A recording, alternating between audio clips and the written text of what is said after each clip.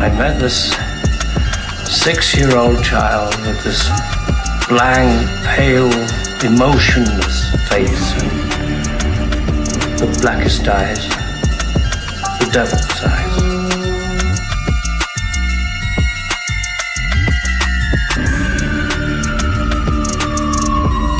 Hey, where'd you go, man? You're acting like really sketchy right now. I don't.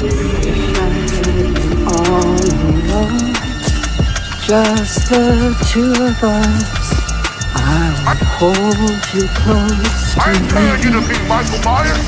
I'm playing Michael Myers. And then kids come around and see us dressed up in the same shit. You're gonna ruin the whole effect.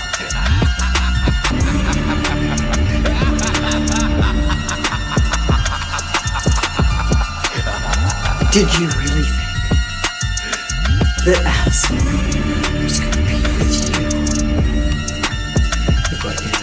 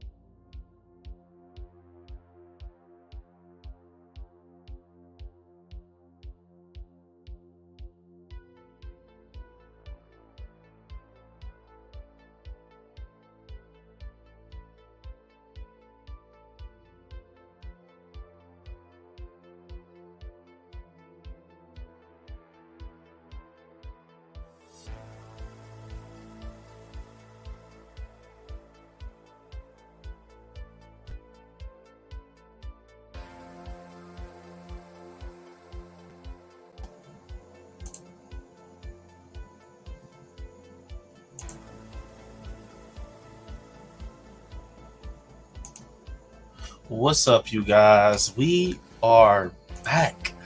We're back for episode 18 of Welcome to Haddonfield. This is going to be a good one. And I did this off of the craziness of our last Welcome to Haddonfield episode. This is going to be crazy. It's going to be crazy. But I want to say this. Guys. It's going to be a good one. It's going to get deep. It's going to get crazy. So, rabbit hole time. But you guys know for a fact, I couldn't go on this rabbit hole alone. I could not go in this rabbit hole alone. I feel like it's only right if I went into the rabbit hole with the man who looked at every reaction that I had with this fucking movie, and he would be able to tell you guys better. I'm about to bring him on. You guys love him. My guy, Terry, man. What's up, bro? What's up, bro? This motherfucker. Oh, my bad. This motherfucker motherfucker. This motherfucker, man. My bad. This motherfucker he had that shit on backwards again, man. Look, man. My bad, y'all. Technical difficulties, wardrobe malfunction. Oh my fucking God. This motherfucker put the do-rag on backwards. Y'all already know what type of stream this gonna be, man. Buckle up. Buckle the fuck up.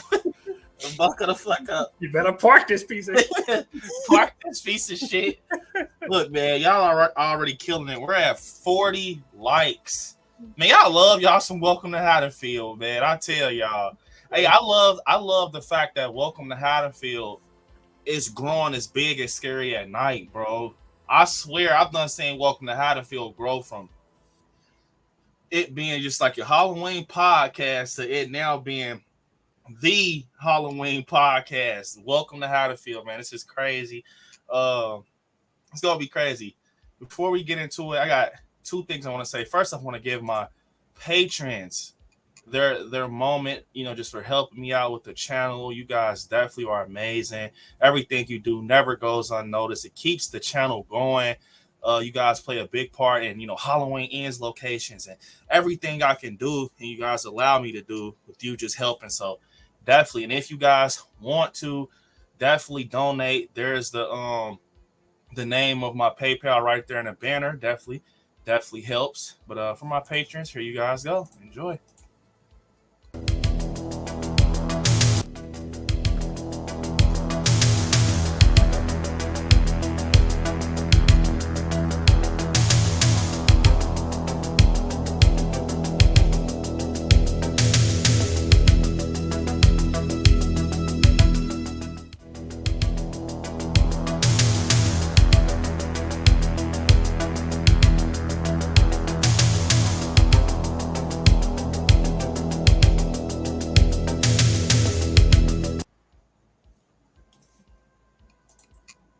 So you guys, that was for the patrons. Now, what I want to do is I want to kind of throw this in there. We are almost, let me check for us, guys. I want to say we're almost at $600 for Halloween Lives on the, raising side and just the funding of it. Let me just make sure you guys are killing it. I just met with someone from the cast, and they're excited, man. It's gonna be crazy. Had handed off this packet for Lives, man, and yeah, we're at 587, man. We're at 587 on donations for Halloween Lives. And look, guys, man, the donating is there. Definitely about to drop the link in the chat for you guys if you want to donate. I just pinned it for you all.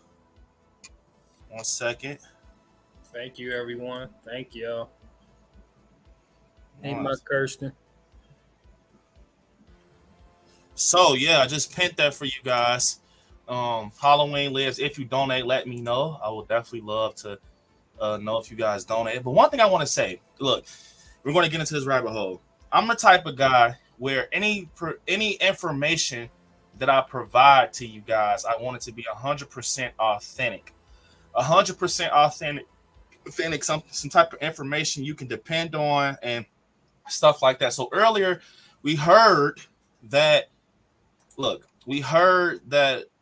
Nightmare on Elm Street was going to be coming back. It was a lot of rumors going on and in the horror community about Nightmare on Elm Street getting a requel and Blumhouse getting a license and everything. I already knew it was kind of like, shaky, but it was coming from people that have great track records. So, and then us horror content creators, one thing goes to another, goes in one ear and out the other, and it just transfer information.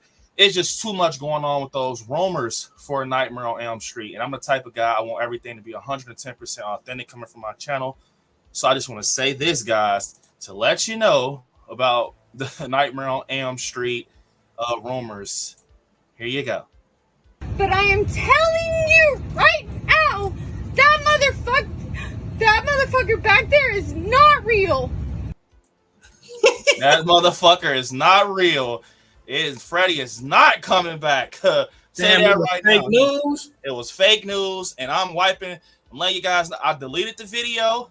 It is not on my platform. I'm just not that type of person to provide you, fake information. I thought that it was real information. And everyone, a lot of content creators are going through that. What I'm going through, and once again, I'm just letting you guys know that it was. You right now, that motherfucker back there is not real. Oh my God, they didn't got a player? There you go. It's not real. So I deleted it because, like I said, I see that Joseph said, I'm gonna get into the chat, said that, yeah, I'm just that type. I'm not the type to pass on fake information. It was just a lot of people with good track records that were like, hey, bro, it's not their fault. It's actually coming from something on Twitter. V Scooper, I want to say is his name.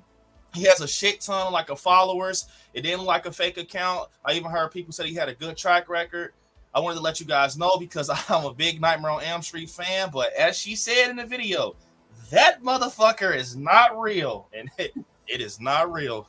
So I want to let you guys know, you're looking for the Freddy shit, it's gone. It's off my page. I'm just not that type of person. I don't care if I got 2,000 likes, 20,000. I'm deleting it. So I'm just not Freddy fans mad as hell. Bro. It's a bummer because I love Freddy Krueger, bro, and it sounded real. Like it was a lot of backup behind that. Like yeah, it's coming. There was because I knew about the bidding war and everything, and they were trying to get the license for Nightmare on Elm Street. A lot of big companies. I knew about that. Everyone knew about the bidding war if you're a content creator and you're in the horror community. But it just made sense. Like, oh shit, someone won, and it was Blumhouse. They have all this money. Bullshit. Blumhouse has not got Nightmare on Elm Street. Sad to say, it's not in the works. I'm just letting you guys know for the ones that want to watch that Freddy video after this. It's not there because I took it down. But I will be posting a video tomorrow. But I just don't keep stuff up like that. I don't care how many views it gets. It's fake information. So that's just me though. Yeah, we want to get y'all the right information. Yeah. Okay, Joseph, what's up, say guys? Don't forget to stab that like button. What's up, Joseph? What's up? We got Russell saying, what's up, everyone? I smashed that like button like a brick before I came in this awesome stream and chat. Happy Thursday, everyone. Brick gang forever. That's right, Russell. Brick gang forever. Brick life. Joseph said, what's up, Brandon? How you got me? You got to get me on here, buddy. I'm glad. Yeah, definitely, man. Said, remember to stay safe and worry about one day at a time. Yes, I'll have to get you on here, Joseph, man. Joker said, what's up? I like Scary Film. What's up, Joker? What's up?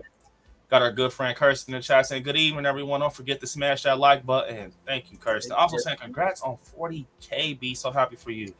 Yes, guys, we hit 40K.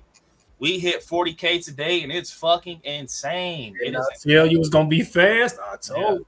40. On the road to 50K. On a roll to 50K, man. That's fucking crazy, man. I ain't gonna lie. I don't even know how to feel, boy. It's just crazy. But I couldn't have done it without you all, man. It's a lot of cool stuff we're gonna do to celebrate down the line just with the growth of the channel. We had a great stream this Tuesday.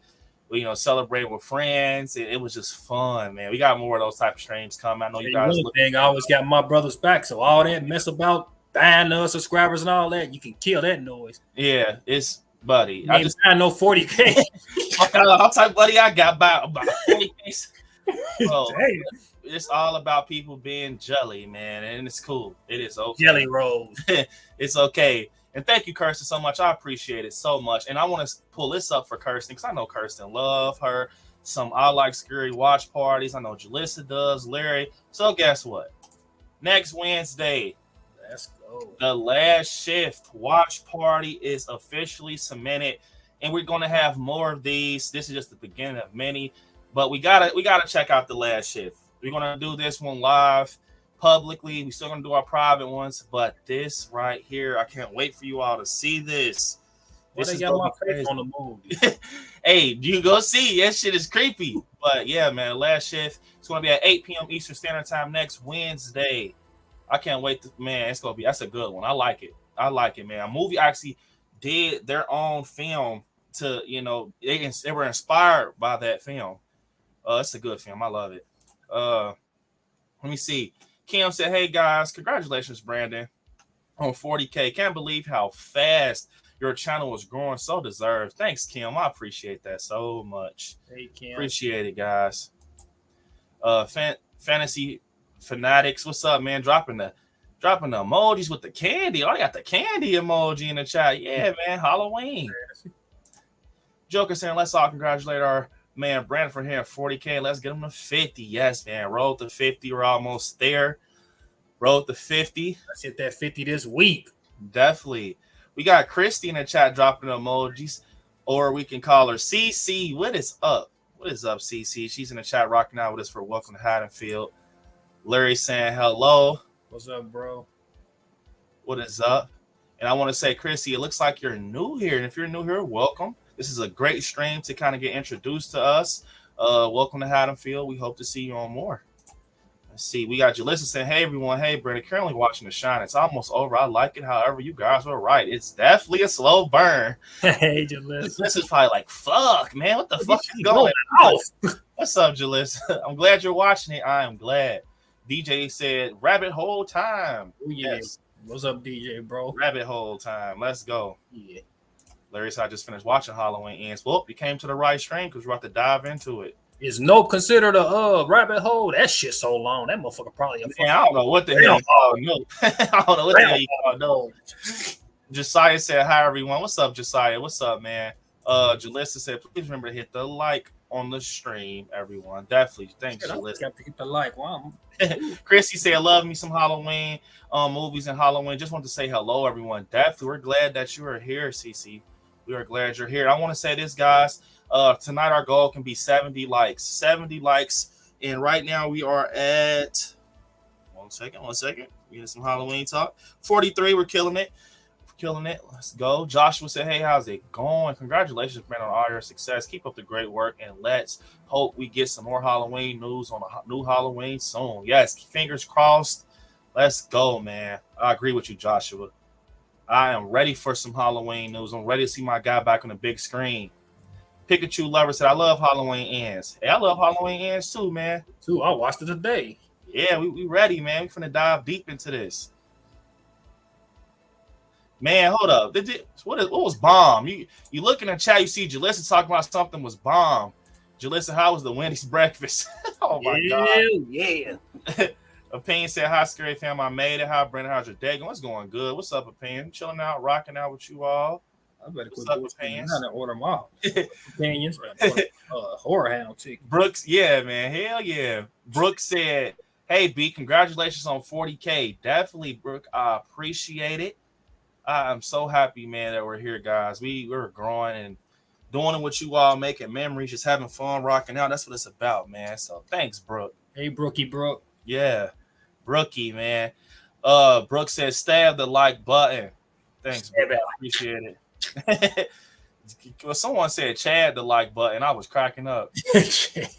Oh, yeah. Yeah. Really stabbing it then. You guys are cracking up. Park this piece of crap. Let's get this video to 300. Yeah, man. Smash that like button. Yeah, give my brother 300 likes. Joker said, hello. Definitely.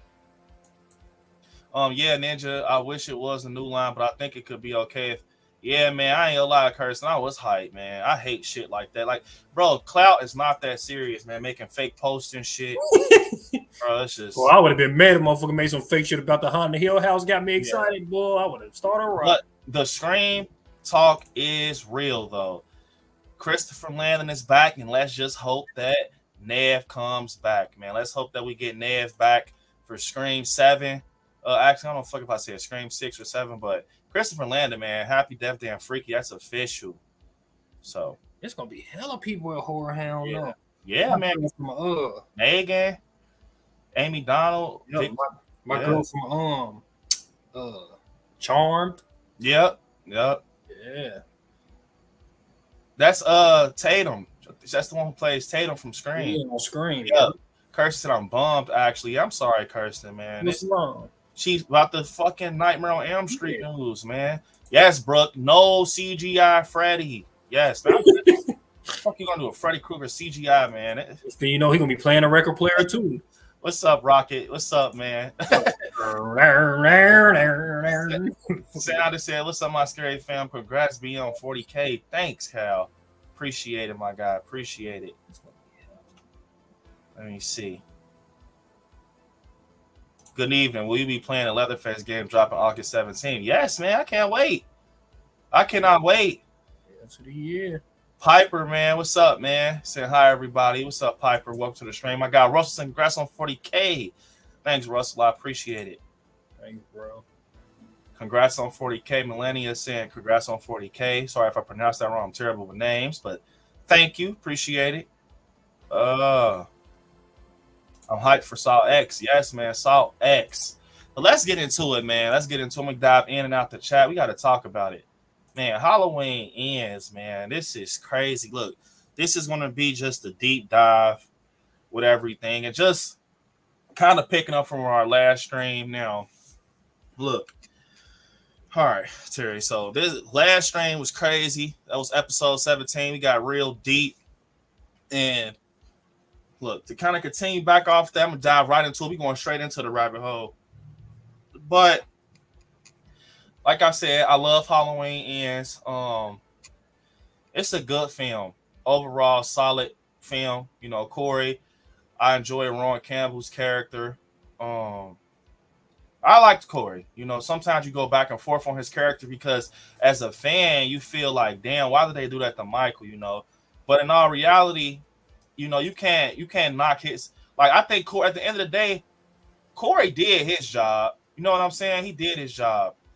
And I feel like people are starting to throw him under the bus just off the fact Michael didn't get, you know, a lot of watch time, you know, not watch time, just like a lot of time on screen, you know. So I feel like that pretty much is why people are like, man, I hate Corey, da da da. But at the end of the day, Corey did a good job. He actually did a good job, and you got to respect that. His character was amazing, man. Seriously, the stuff he did, and I feel like, you know, I'm always say this: Corey Cunningham, bro, his character, he did what he needed to do. He convinced us, and the thing is, what's crazy with Corey Cunningham, he already has like a following, bro. Like he already had like a following in the movie from the moment, you know, they put him on a screen. To be honest, it was like, damn, like he's already has like a following, bro. And that's crazy when you sit there and think about it like that. Like, damn, this kid already has a following. He's Michael Myers, you know, basically. So, yeah, man, Corey Cunningham, I really enjoyed his performance. You know, Rowan Campbell, it was solid.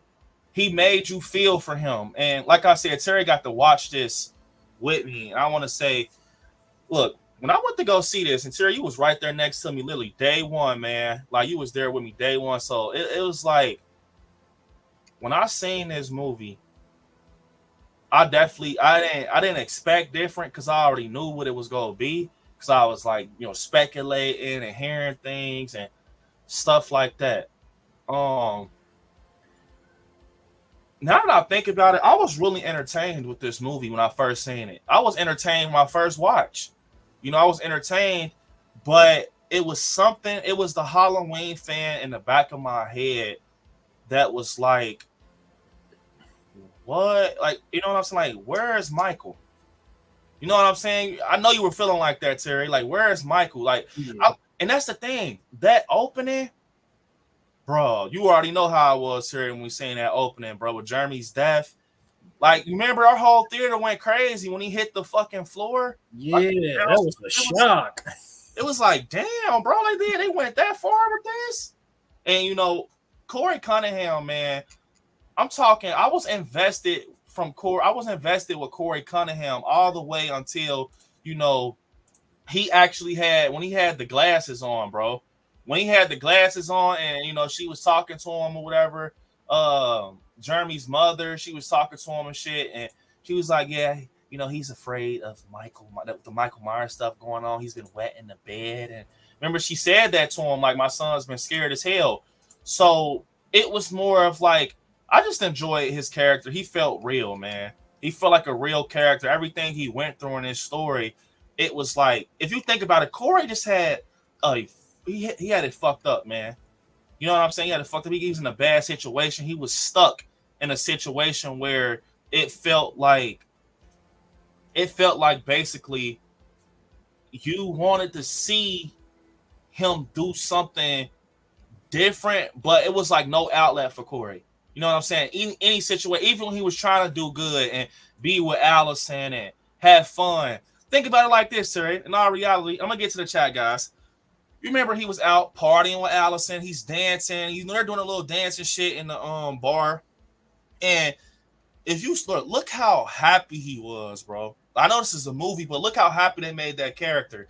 It was to show us that he finally gets out of his shell due to Allison. Allison actually brought him out of his shell. Like, hey, I like you. I want to take you out. And, Allison brought him out.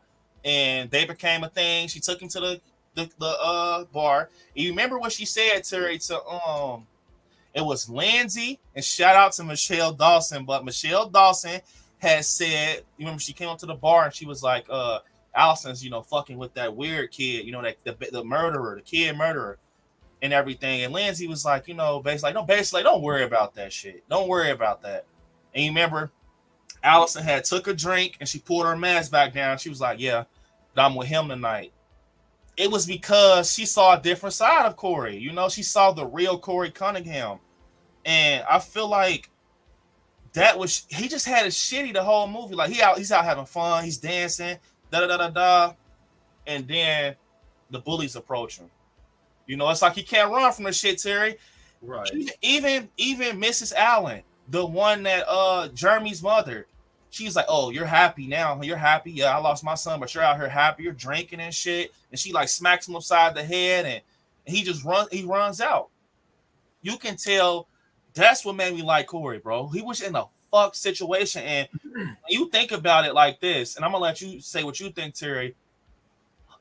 Halloween is so big, like this movie, this world, Haddonfield. And I think people forget the real blueprint of Halloween. I'm starting to think that people forget the blueprint of Halloween. I'm talking going back to 78. It was based off of a town, Haddonfield, where something occurred in 1963. A random night. A kid picks up a butcher knife. He kills his sister upstairs. It leads to a couple years later of 1978. He comes home to what he knows best. His whole childhood was took from him. He was robbed of his childhood. Of course he's going to go back home. You know what I'm saying? That's another thing I think people forget. Michael Myers, he doesn't think like an adult. You got to think, he killed when he was technically a baby still when he killed, Terry. Yeah. Like, he was a baby, bro. So when he comes home, bro, of course he's going to, hey, I'm going to go to my house and see if everything's the same or some shit, or just go back to that neighborhood. Because he never experienced, like, the steps of coming up into a grown-up, into being a, you know what I mean? Yeah. Like what Terry said, it's like, you got to think, y'all, he picked up a butcher knife and threw his whole fucking life away. Straight like that. He picked up a butcher knife and threw his life away, incarcerated, the blackest eyes. He's Michael Myers. He comes, but it's like when someone goes to jail. Everyone has people in their family that has been through jail, or something like that. Bro, when they come home, they want to come home to family. They want to come home to what they remember. And that's what he did. He came home. And to touch on it with Halloween Ends, I think a lot of people fail to do this too, man. People count the whole franchise with Halloween Ends. This trilogy was based off 78. No Halloween 2, no 4, no none of that. It was 78. So Halloween 78 was already kind of spotty with Michael anyways. He was like, a slow burn, get introduced into him like mid-movie, shit like that. 2018, we get him. And I'm starting to see this, man. Like, if you think about it, Terry, Michael in this movie and Halloween Ends, bro, he was just trying to get home. Just like, not even Halloween Ends, 2018 kills. Think about it like this, guys. In 2018, he escapes, right? He gets his mask back from the podcasters. And after he does that, he does go home. He does go home, to Haddonfield, and he's out on the street. And the kid bumps into him. Oh, shit. Like, what the fuck? And he walks into the house, and he just kills because people are right there. You got to think. It's like a dog that hasn't ate food. He's hungry, bro. He has free blood around him. Of course he's going to go in the house and hammer her. Of course he's going to go in the house next to her and stab the chick in the neck. Bro, he's a serial killer, bro. He hasn't killed him, but I don't think it's not like a blood fest type thing. He just killed a few people. You know, he walked off. And you think a scene that's so highlighted in this trilogy that shows me that's why in Halloween Lives, guys, I didn't pick no other. This is how I feel like you explain Michael. He stalks, he kills, he goes home. It's that simple. All that other shit doesn't matter.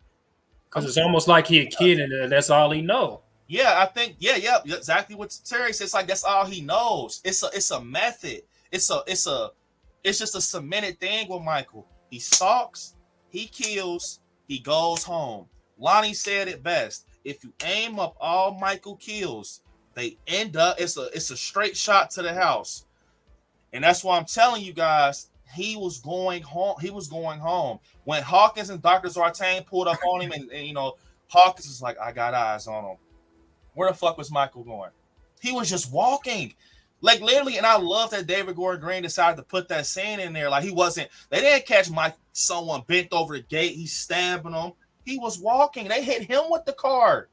You know what I'm saying? And that whole thing is like a domino effect. 2018 and Kills was the same night.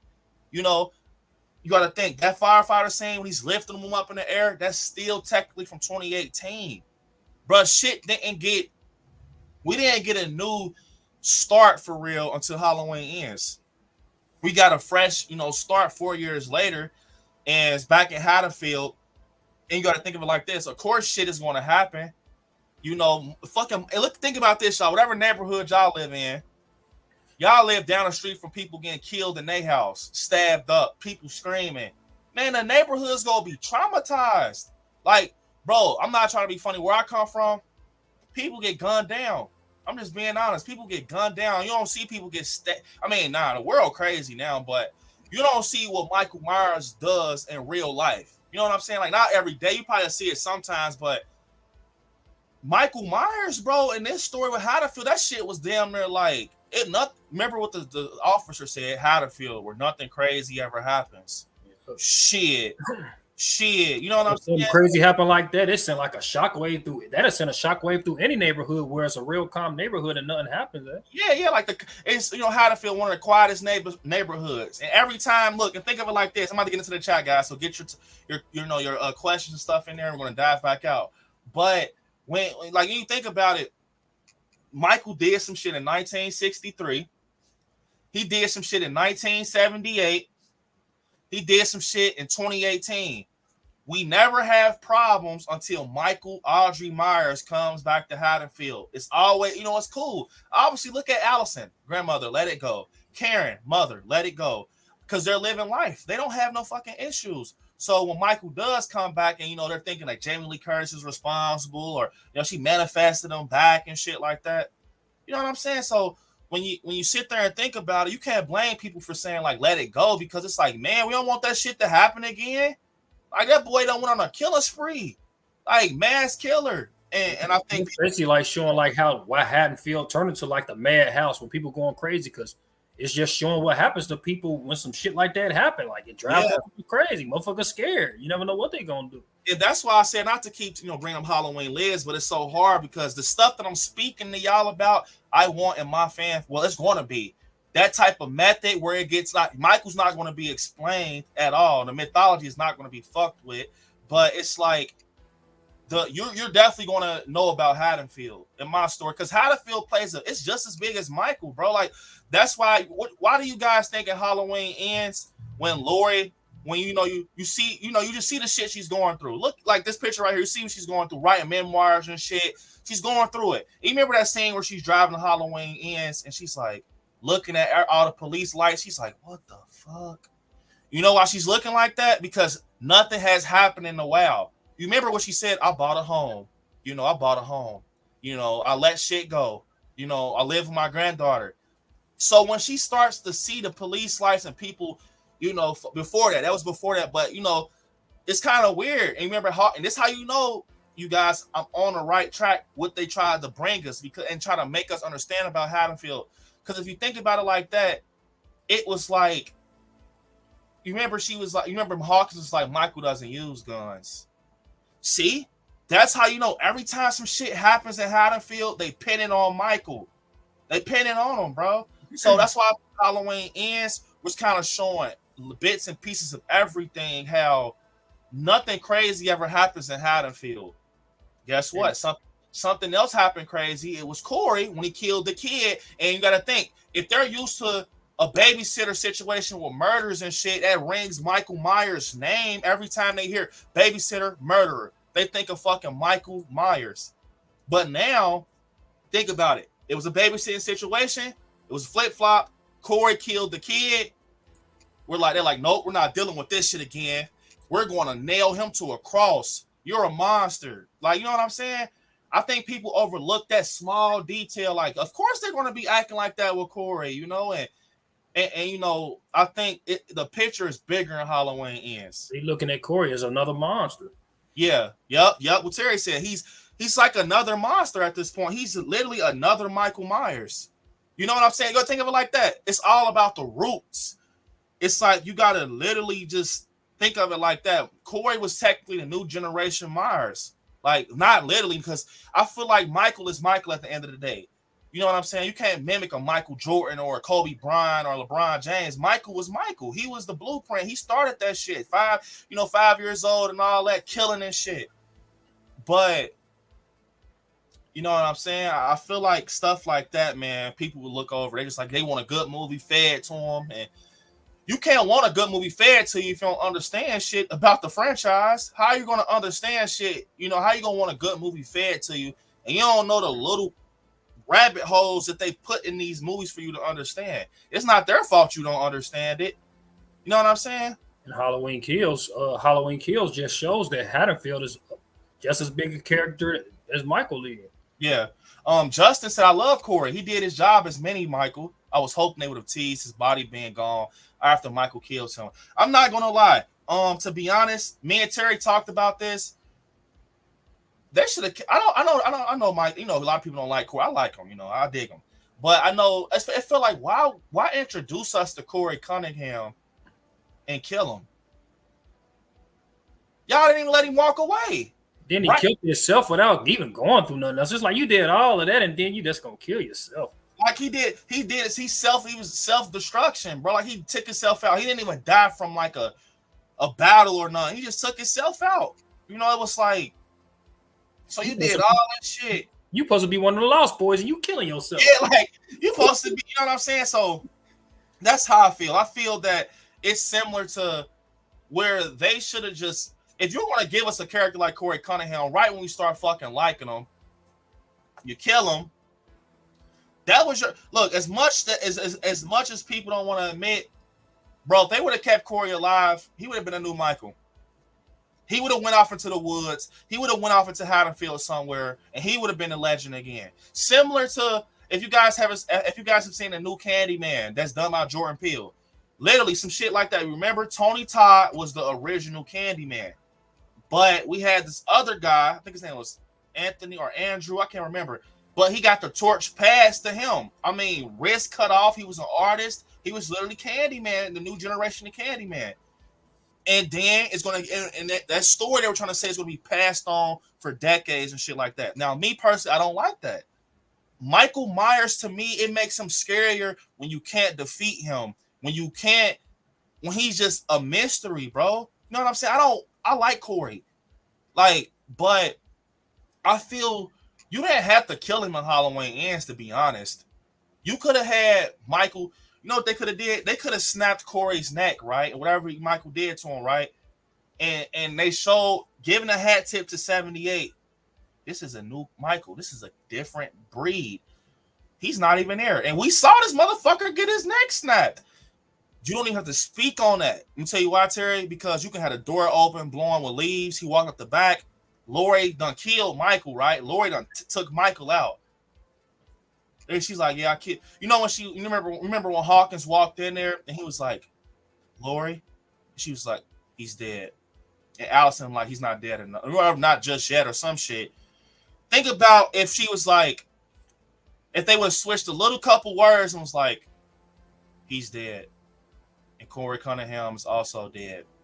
And then Hawkins is like, he goes back and look in the hallway like, where is he? Yep.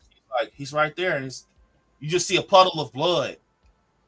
Bro, I would have fucking tripped. As much as that ending was like, bro, I would have tripped. And they showed the back door, and then it transferred over to the procession with Michael on top. And think of it like this, guys. So it transfers to the procession. Michael's on top of the car. They go to the junkyard, and they throw Michael into the meat grinder. And Eric, you know how everyone is standing? I would have got the chills. How everyone's standing looking at Laurie Strode, like while she's putting his body in there, and Allison pulls the lever down. Imagine they showing, like, you know how they showed Julian and everybody? Imagine in this crowd, they zoomed in on Corey's face. Bro, I would have fucking tripped out. Like, you know what I'm saying? Like, he was like, oh, I'm going to blend in with Haddonfield. I'm going to watch her kill Michael. And then once she do it, kind of just show a shot of him, like, just walking off. He's still out there. And then, you know what, bro? The reason they probably ain't do that is because they should have introduced the Corey character in 2018. Yup, my point exactly.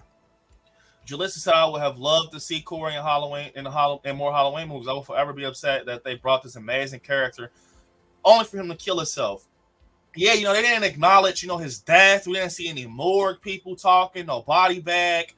I don't know, man. I feel like it was like almost like a wasted character to me, but I did like him. I love his performance. Seriously. I think they did that because they knew that was going to be the last movie, but that still go back to my point. You should have put him in 2018. Yeah. And then we would have had more Corey for the next movie. Yep, I agree. We got 47 likes, guys. If you haven't, definitely stab the like button. Russell said if people don't like Corey Cunningham, he really did his. Yeah, I don't get it. He did his job. He killed it. Kirsten saying definitely wasted character, Jalissa. I still think he should have been in that boyfriend from 2018 and then followed him. Like, yes, Kirsten, 100%. I feel like when you think about it, if Corey was Cameron, a little move like that, Kirsten, it would have just made a big difference, almost like a big reveal, because it would have fucked our minds up, Kirsten. That's what would have happened. We would have been watching these movies in theaters year after year after year, following, Corey or, Cameron, whatever you wanted his name to be, right? And you see him cheat on Allison, kisses the chick in the party, and they make back up, and she tells him about Oscar, and along the lines of them being separated, where she's mad at Corey and he's out leaving a party dressed like fucking Bonnie and Clyde, and then he gets choked by Michael, and you know what I'm saying? Some shit like that. I seen him. I had experience with him. It could have been simple as that. He went through all that stuff, and he ain't even the one that killed the kid. He was just babysitting. That's fucked up, man. Yup. Let me see. All you doing is babysitting, and then you end up killing yourself in the end. Jalissa, I will never forget how shocked I was watching the scene in the movie theater. I literally gasped, my mouth fell up, and I was shocked as fuck and annoyed. Like, I was like, wow. Yeah, I don't know why they killed him, to be honest. I understand, but it was like you could have did something with him. I think they just had a writer's block or some shit, man. Like, bro, if I could think of some shit to do with Corey or Michael or something, I know they could, man. That's their job. Joker Sharker said, I freaked the hell out when Jeremy fell. That was so brutal. Yeah, it threw the whole theater off. Terry, remember? And we saw that shit in IMAX. Yeah, that was. Remember? We saw that shit in IMAX, bro. It was like, boom. Yeah, it was. That's why they go back to what we said about the feel of the theater. You don't get the same feel without being in the theater and hearing that thump. Yup. We heard Jeremy, bro, when he hit that fucking floor. I swear to God, it was crazy. What's up, Chris? We got our good friend Crystal in the chat. She said, pop in and say hey for a minute. Working late tonight, so I can't stay. Have a good weekend, everyone. Definitely, Crystal. We appreciate you popping in. Have a great rest of your night at work. And appreciate you popping in. Joker said, Corey taught the bullies who's the man. Yeah, I agree. I definitely agree. I feel like, Corey, his story, man, with him, I loved I didn't, no one's, gonna say they loved it, but I'm talking about I loved it for the right reasons. When, you got Terry on the bridge and you got Margot and there, he's like, hey, Corey, pulls up on him, and Corey's already having a bad fucking day. You don't even know Corey's had a whole bad day, got smacked in the face, all type of shit. And they're throwing him over the bridge, not knowing what y'all just did. You know what I'm saying? Not even knowing that's about to domino effect the hell out the situation. Michael done drug him in the damn the sewers, and now it's look, he's there. Now it's over. Now he's y'all boogie's man. You know what I'm saying? If you think about it like that, now he's their boogeyman. He's fucking a band kid's boogeyman. It's basically like the town created another boogeyman. Yeah, that's why, you know, when Joanne was like, because you're a boogeyman, what the fuck you said to Laurie Strode. You don't even, like, you know what I'm saying? Corey Cunningham, the town created your son to be a boogeyman. That's what pissed me off the most. Every time I watch Halloween Ends, I'll be mad at her. Like, you coming at Laurie like that? Motherfucking ain't her fault. Like, they were doing Jamie Lee Curtis dirty, man. That shit had me pissed. I was wishing I was there. I would cuss her ass out. Remember that lady? And look, I got a cool little funny scene for you guys in the Halloween Ends filming locations video. Will be out for sure. Stick around for that. But when she was like, "Hey, what you get? What you get? What you get?" and Laurie was like, you know, looking at her, she was just walking. She said, "What you smiling for? What you smiling for?" And she said, "She can't speak. My sister can't speak." Why the fuck is you blaming Laurie Strode, you silly motherfucker? Man, I would have hit her ass with a bag of potatoes. Fuck you. I would have cracked her ass. Michael attacked me. Scream about your Laurie Strode, cracked her ass, the grocery potatoes. Shut What she call those flowers? The somethings? What she call them? Cherry blossoms. Smack her ass. I hit her ass with some cherry blossoms. Get the fuck out of my face. Just hit her with the flowers on the top of her head. Shut the fuck up. Shut up. Now you can't talk. Hit her ass with lily flowers. Whatever that shit. Cracked her ass in the throat. She's and Laurie's like, "You can't speak." And slammed the fucking H2O. Laurie would have smacked her ass. Hell yeah, the one with the cut. H2O. Yeah, I'm talking with the cut. Laurie with that cut. She gonna slap with that bomb cut with a smack fire out of your ass. You want to dare fuck with Jamie Lee Curtis from H2O with the haircut. Every time I see that scene, I was pissed. Every time I see that scene, I'll be pissed. Like, what the fuck you talking about? Why did you talk? H2O Jamie Lee Curtis would have smacked fire out her ass. She wouldn't have been running, had none of no tables. She would have said, "She can't speak." Jamie Lee would have smacked the fire out her ass. That's just, I ain't gonna lie. That's that Jamie Lee though. You know, that Jamie Lee was kind of on some shit where she was in the mode where she's like, you know, I'm trying to be out there, but this Jamie Lee smacked the shit out of her. Yeah. You saw you saw you see how she looking? Hell yeah, I would have did it. You seen what she did on LL Cool J? Yeah. She said, "Don't shoot, don't shoot." Clap his ass. He was for the clap his ass, bro. That's what I'm saying, man. They should have, bro. Jamie Lee should have smacked her hands on, boy. Smacked her with the potatoes, sir. He was like, "Fuck." Bro, I would have made it hurt worse. You gotta do the jump with it, jump in the air and throw the motherfucker. So hit her with the potatoes. So it had more heat to it, like, wow.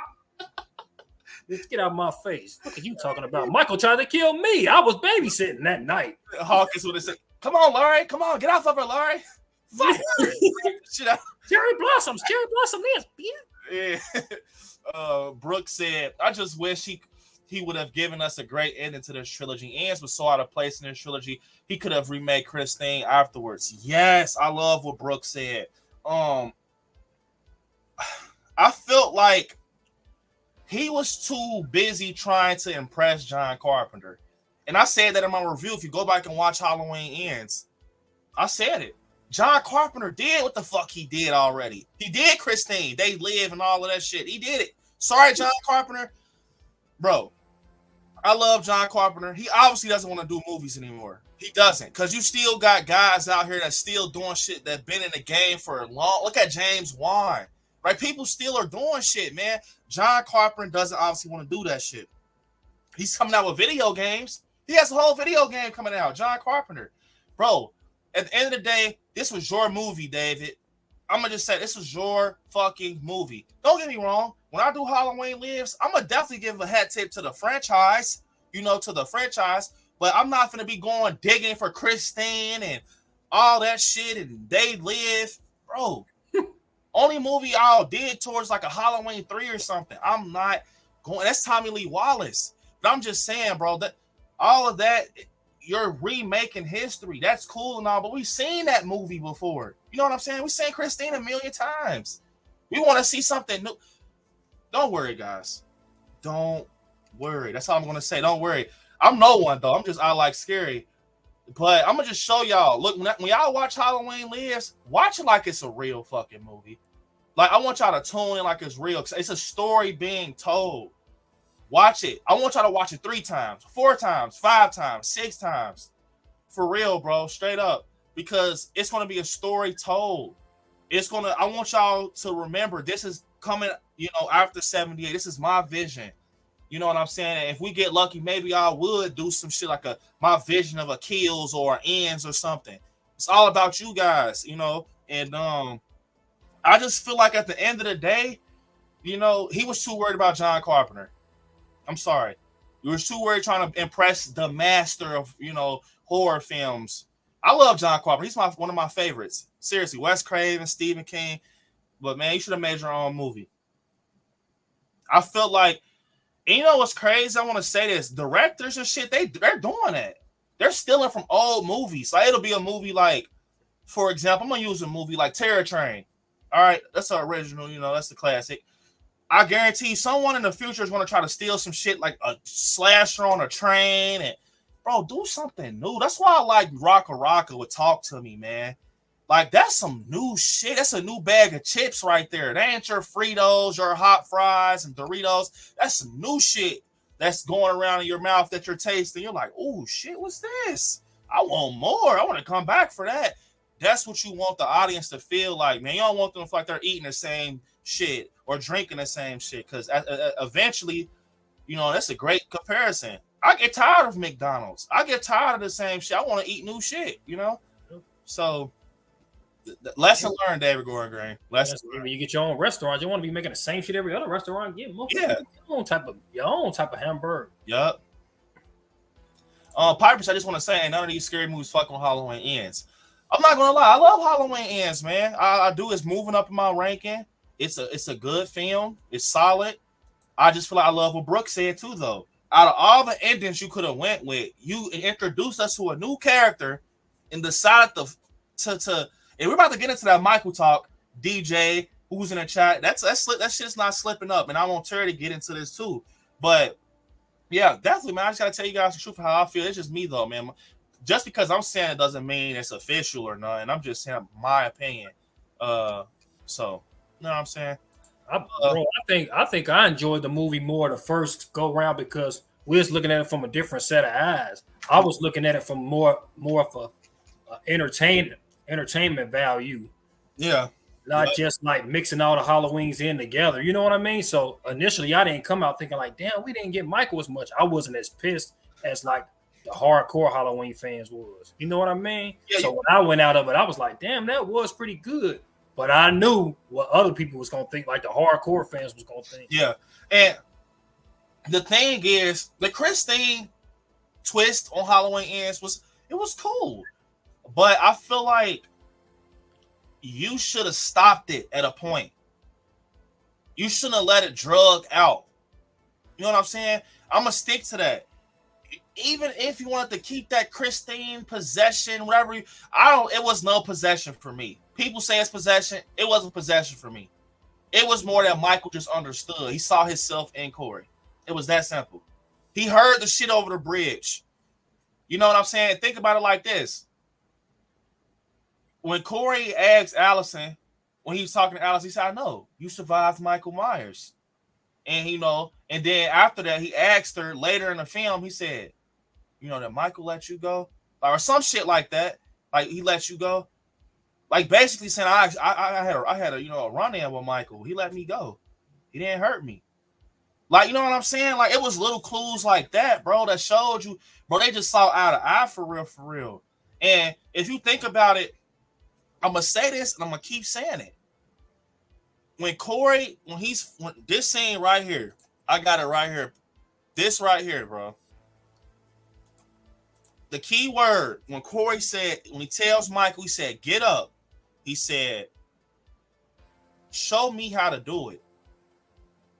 It was to that point, it was like, that's when he was like, man, fuck this. This is me. Corey Ben had that darkness in him for real. Right. So it wasn't no transfer. Yeah, it wasn't no transfer of evil. Bro, he had the darkness in him from the moment when Jeremy locked him in a closet and he started panicking and smacking the door. bro. That was, bro. You saw it right there, front line. It's almost like a message of like somebody, like certain events happening is pushing a motherfucker into like it's almost like the whole theme of like motherfuckers getting turned into monsters. Yeah, and it was to the point Corey didn't have no choice, bro. He had Michael, and I think he heard these rumors with Michael and Allison. You know, he heard everything about Michael Myers. Now it's his story with Michael. He's seen him front line. Oh, this motherfucker's real. He's real. It's Michael Myers. And that's why he was like, get up. You know, get up. Show me how to do it. And that's why when Michael, you got to think, at the end of the day, I heard people even say this. You know, Michael, that's not Michael. He would have killed Corey right there in the cave too with the Mulaney. But the thing is, Michael never seen no shit like that. You know what I'm saying? Like, I'm not saying Michael's cold-blooded. He would have killed his ass right there. He would have killed Corey right there.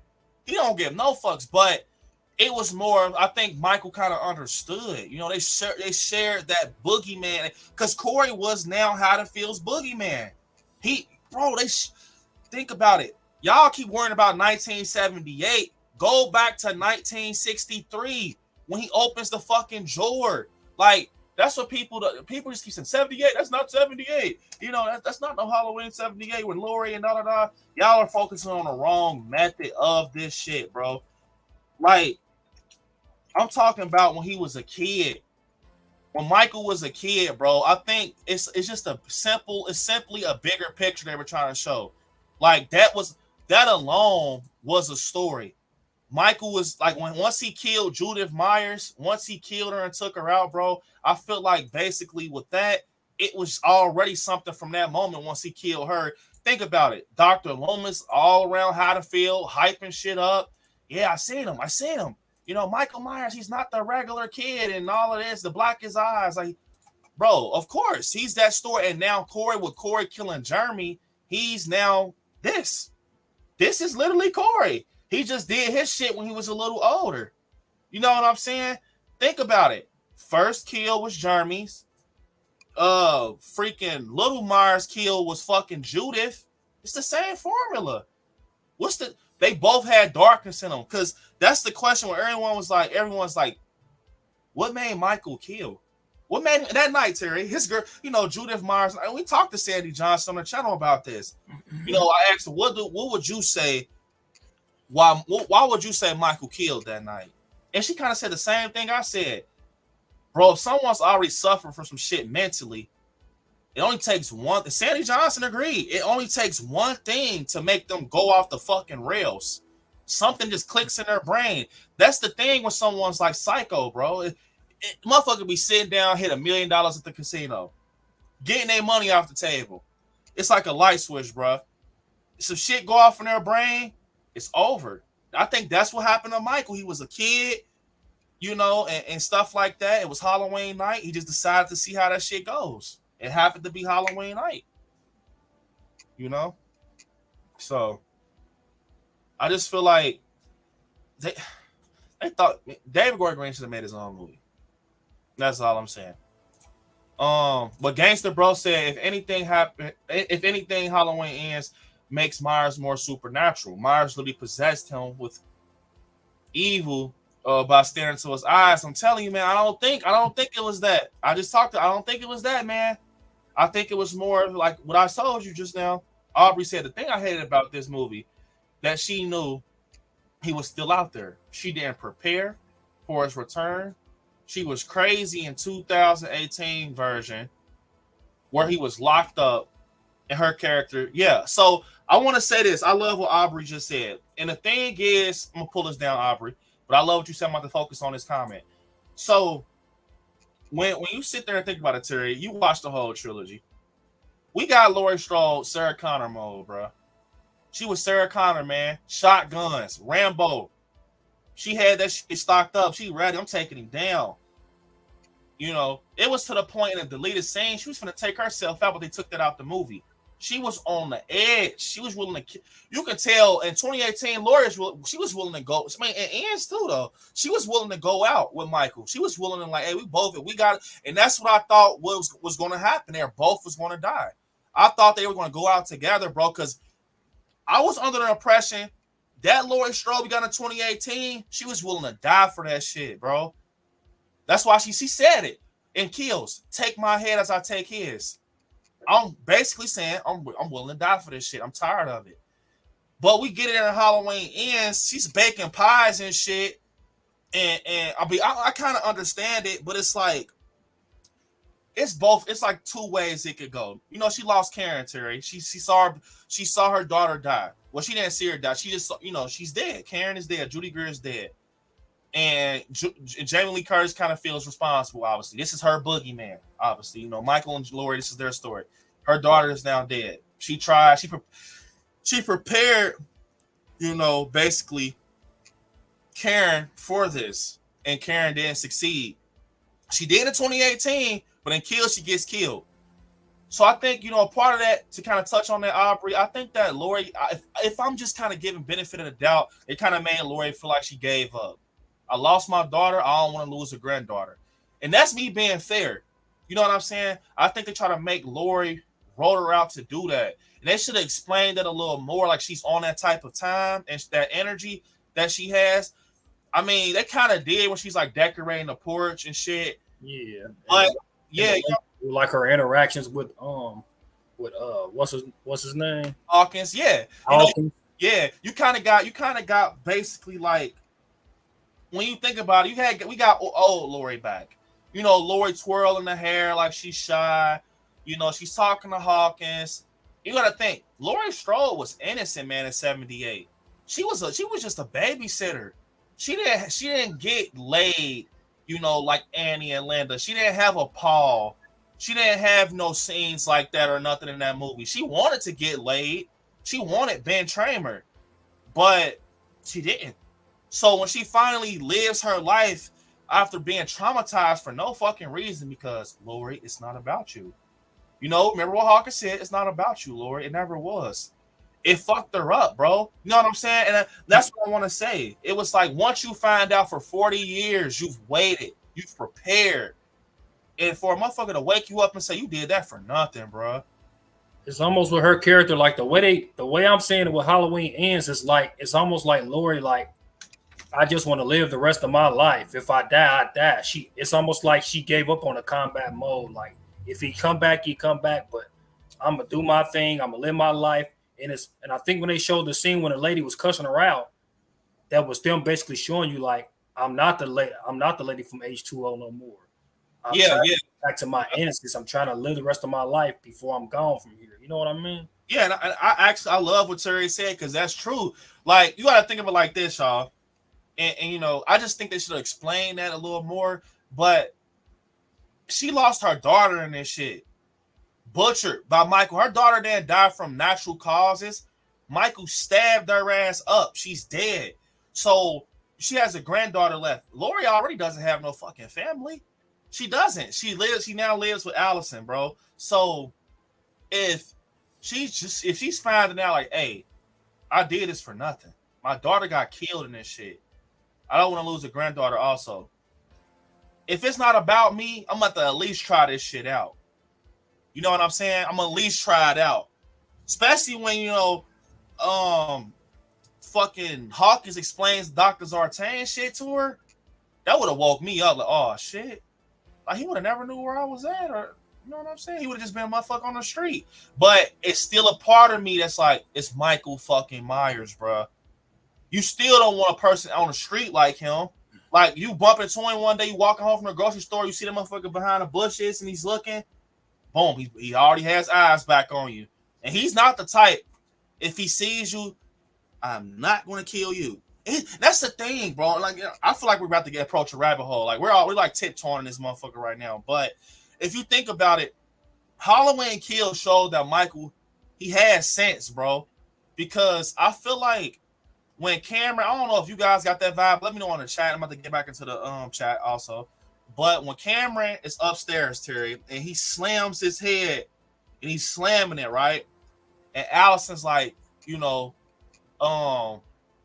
leave him alone and all that shit. And remember, she's upstairs. She has the shotgun before that.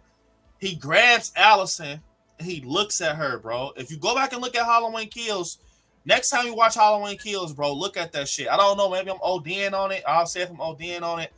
And let me know what you guys think. When he pulls her head and he looks at her, it's like he's looking like, yeah, motherfucker, I know who you are. You the same motherfucker that just locked me in that fucking basement. When you gotta think, Allison was the one who made Michael pull his fucking arm back. Remember, he was walking up the stairs. She saw the butcher knife and she stabbed his ass and he pulled his arm back and the gates came over, whatever the fuck it was. So I think that's the vibe in my world for Halloween. When he pulled her head and looked at her, it was like, yeah, motherfucker, I know who you is. And to make it worse, when he's walking down the stairs and she's at the bottom of the stairs, Terry, she's like, leave him alone. You know, and he looks at Corey like, oh, this is your boyfriend? Okay. Like, you know what I'm saying? Like it's almost like Michael had that walk with him where he was like, I'll pass him up for real. You know, I just want to get her. You know what I'm saying? That's just me, though. Michael kills everybody walking, but that vibe I got in that scene with the staircase, it was like he almost kind of walked past Corey for real. Like, because when he was walking, he had speed in his walk low key. Like, he was just 1 step, 2 step. I'm coming downstairs. And then he, like, stops right in front of him, and he looks for it. And, you know, then he just cracks the neck, and then he walks back down. Right. It felt personal. I'm just being honest. That's the vibe. I think that makes that scene 140 times better. When I think of it like that, like, I know who the fuck you are. Payback's a motherfucker, ain't it? Yep. That's the vibe I got. Especially when you said leave him alone. He like, nah, yeah, I'm gonna leave him alone. Yep, and it's almost like hurt you even more before I even get to you. Watch this. Yep. And he watched her scream. Because think about it, the tables was turned. You watch me burn, motherfucker, and I'm watching you scream. I'm telling you, bro. I think stuff like that, even if it wasn't meant to be wrote like that, I feel like that would make a movie a lot better if you think about little shit like that, man. Like, I think that's why they put that in there. Because why else would they make it? Because, like you say, bro, you creating a movie, so you know when you're making a scene like that, you got to be thinking of certain ways, and it's a reason why you're making a scene that way. And that's what I'm saying. Like, because even in Resurrection, though, I know I'm using Resurrection as an example. Michael's hung upside down, and he does this, and Lori's like, I gotta check this time, and he's just holding his head and shit, which that was bad, right? Like a motherfucker, because Michael was not right there when she chopped the man's head off. So how the fuck did you know he was doing this? You know what I'm saying? But I'm just saying that's another talk for another day. But he knew. Him doing that, obviously, it was like, just want to get her close. I'm going to grab her ass. Bro, that's a lot of shit that Michael does, bro. It shows that he's conscious, bro. Like, he's not just a dud. He's not just a motherfucker with a mask on, bro. Yep. Because he knows how to defend himself. Look when Lori, like, bro, that whole fight in 2018, he's moving her. Well, a person, bro, Jason is someone that's, bro, he will take a hit to the face. Jason will get shot. You remember in Jason Lives when he shot him in the fucking, bro, he just keeps getting up. He's literally a fucking crash dummy, bro. Like, Michael Myers doesn't want to get shot. He'll take bullets, but he'll rather be like, I'll get the fuck out the way. My point being, when the nurse was shooting the gun, that motherfucker was low-key ducking. And then he kicked the door. Because think about it. I think Jason Voorhees would have walked straight up to her. Shoot me, I don't give a fuck. I don't die. Michael on the other end, I gotta hide, buddy. And that's the thing. That's why you see a lot of scenes where Michael hide. He's popping out of closets and shit with Corey. Corey has the gun. Think about it. If Michael doesn't think, how does he know when to pop out of a fucking closet? How does he know how to time that shit? In that time when Loomis tried to shoot him, Loomis shot that gun and he was already gone. Yeah, you know what I'm saying? Michael's that's why it's deep with Michael Myers, because he times shit, bro. He doesn't just walk into bullets. I mean, sometimes he has no choice. Like in Halloween Kills at the paper, you know, the mob scene, dude shoots him down on the ground. He has no choice. I'm up, it's over, bro. I can't run from this. So it's like, it's shit like that has me thinking about Michael. DJ said they should have gave Corey the torch, be the next Michael for the new generation. I see why you say that, but it would have bombed, man. I'm gonna be honest. Yeah. I mean, it would have bombed because diehard fans like myself, they won't want to see that. Unless you try to do like a TV series or some shit like that, it might get like new viewers or something. But yeah, like you said, that shit won't work. I feel like if they were going to do that, DJ, say if they would have came out later with a sequel to Halloween Ends or some shit, you got to kill Michael. You got to kill Corey in the first act, and then introduce real Michael. But that shit, it's already sloppy. They done grinded Michael up, and they didn't, bro. I'm telling you, man. I think they was at that table blowing J's and shit. It made Pineapple Express, and they're like, and I think that, and it's like what B said. Really, the main problem is why we don't know if he's supernatural, and we had these big debates about is he supernatural or is he just a man? They made it a point in this movie to keep saying he just a man, he just a man. But with all this bad writing, that's the reason that you don't know for sure. You know what I mean? It's almost like they try to create this mystery and they fucked it up with bad writing. Yeah. If that's the case, just leave it a mystery as to what Michael is in the first place. And we about to talk about that mystery of Michael because that's the big part of why I did this stream. Yeah, but I love what Aubrey said. I agree with Kim too. Like, yes, it does seem like they dummy her down. And the thing is, I want to say this. I feel like Alice. I loved Alice. I still love Annie Matichak. You know, her character is Allison, but they did kind of dumb her down. And what I mean by dumb her down, you guys might think I'm talking about something else. I think that it would have been similar to like, what I mean by dummy down, it's like, why are you acting like you didn't just go through shit? What happened to that Alice that's cocking a shotgun? Like, well, we go to him. What happened to that? Like, that's the thing, bro, that makes me fucking mad. Like, right there, I ain't gonna lie. Like, shit like that, that's when shit pisses me off. Because it's like, that's where it's like, I can see that someone, it's too many cooks in the kitchen. It's too many people throwing onions in the pot, bro. Like, someone said that in writing, like, bro, we're gonna make her kind of like just she wants to get laid ass female. Like, come on, bro. Allison done lost her mother, her dad, her boyfriend, Vicky. Man, she done lost more people than Lori. Like, bro, she's supposed to be on bullshit. Like, like what I mean by bullshit is that, first off, she'll get Corey a chance, but she's on her P's and Q's with him. Like, she's kind of like, all right, I'll fuck with you, but man, she supposed to be H2O. Yeah, like H2O. Like, I feel like, bro, Allison's supposed to have been Rachel from Halloween 4. Like, I feel that she, and look, and I swear, this is where they fucked up at. Allison was going to be the new generational Lori. Before the Corey shit was introduced, I don't care what no one's saying, because the carpet was laid out for her just to walk down it. Bro, in 2018, they were showing us from the moment Oscar's on the gate. And she's like, come on, Oscar. The lights cut on, the music kicks up, the shape stalks Allison. She's literally doing what Lori did in 78. She's banging on doors. She's screaming because now she sees the boogeyman. She sees him. After all that shit her grandmother told her, now, look, Allison, you're having your own little moment with him. He's coming after you, right? Allison was the one that saved the day in 2018. Once again, she stabbed Michael. She stabbed the fucking gate shut across the floor or whatever, right? Halloween Kills. She went to the Myers house, shotgun. She tried her best. She got fucked at the end. But I feel that they were writing her to be the final girl. And I think that's why they made her take so many losses, bro. Like, and I feel like at the end of the day, they didn't think that out, man. Like, I feel like they were so focused on Corey, they didn't even focus on the people who made it to the end of the trilogy. Y'all so focused on worrying about introducing us to Corey, y'all didn't even focus on Allison and Lori, people who made the story. Too many people with their spoons in the pot. Yeah. Like, bro, okay, we love Corey, cool, but it's like, man, you know what I'm saying? I would have just I'm gonna stick to this. When you're actually in this trilogy, you're watching it. Imagine if Michael did kill Lori. Like, imagine if he killed her, bro. Like, on some real shit. We're gonna talk about this real quick. Imagine if they're in that kitchen, right? And look, though, you cannot tell me, Terry, they're not making that girl like that a final girl. She actually took people. Y'all don't think about this. She actually took the last blow to Michael. It wasn't Lori.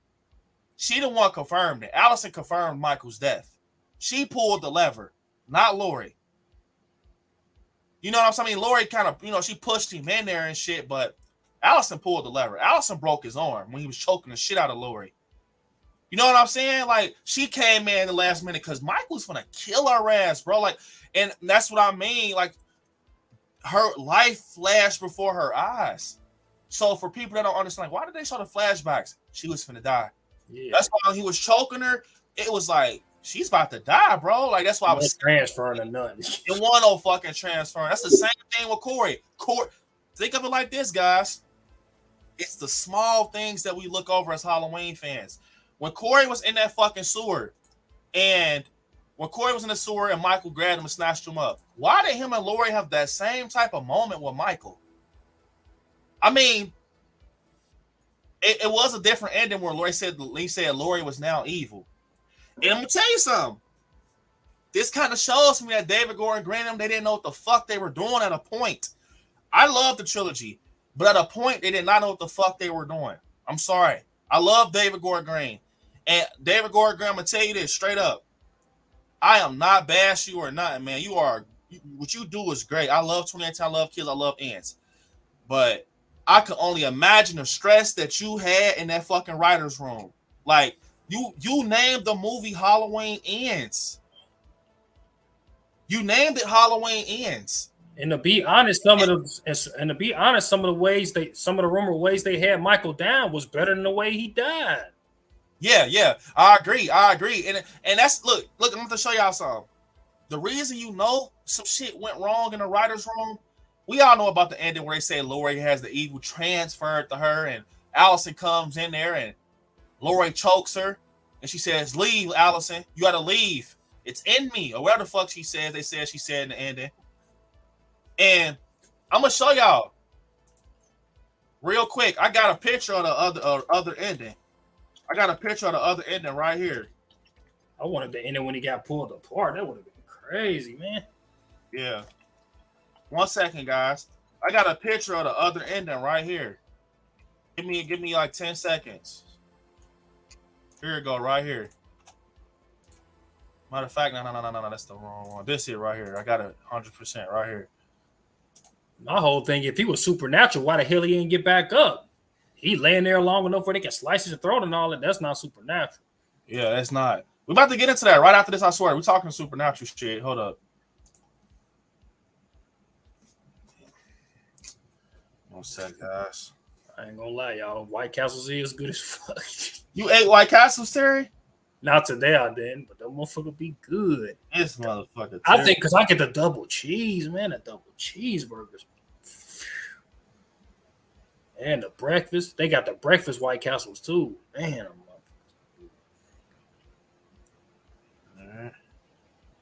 All right, so look. Here it is, guys. I'm about to get into the chat and everything, but I got the picture from the other ending. It's right here. So this is Allison right here in the leather coat.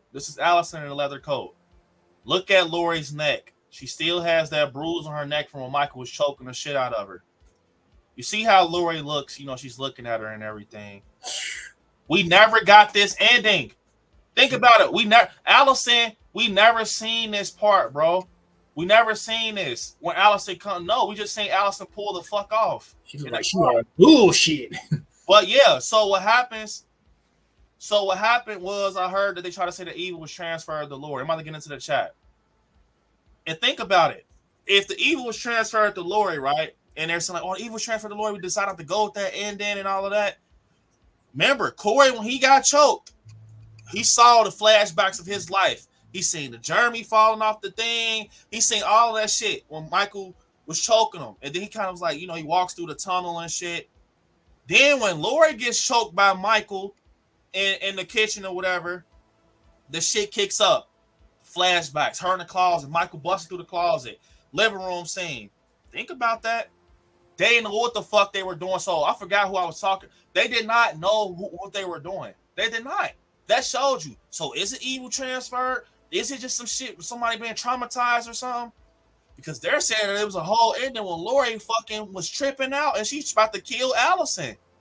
So it's like, it's a big coincidence. The two motherfuckers that they were going to go crazy with, Corey, he saw the little flashbacks of his life. Lori, she saw flashbacks of her life. And guess what's the key to it, Terry?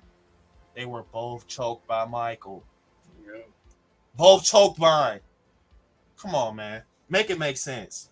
Damn sure ain't get no supernatural transfer that Corey, if he motherfucker stabbed himself and was dead right away. Make it sense. Damn sure ain't no transfer and no damn supernatural. That's what I'm saying, bro. I could talk about this in my sleep. And that's the thing, bro. You gotta learn I'm not, like I said, even as a content creator, bro, you gotta make sure, okay, all the content you do, movie makers, you have to lead. Matter of fact, you guys seen The Shining. You seen The Shining. You remember how Danny was walking through that big ass igloo or whatever, the maze, and Jack was chasing him like, Danny. And you remember what Danny did? He put his footsteps in the snow. And then look, he turned around, and to remember his steps before he won't have any issues, bro, he led him to a different, you know what I'm saying? Like, it was all about him leaving a trail behind himself so you can go back and fix it. Look how that helped him in the end. He put the snow over his footsteps. He jumped over. Jack Torrance got trapped in that motherfucker, bro. That's how writing is. You got to make sure when you write something, make sure you got to exit door out of some stuff that makes sense. You got to make sure shit can be explained right.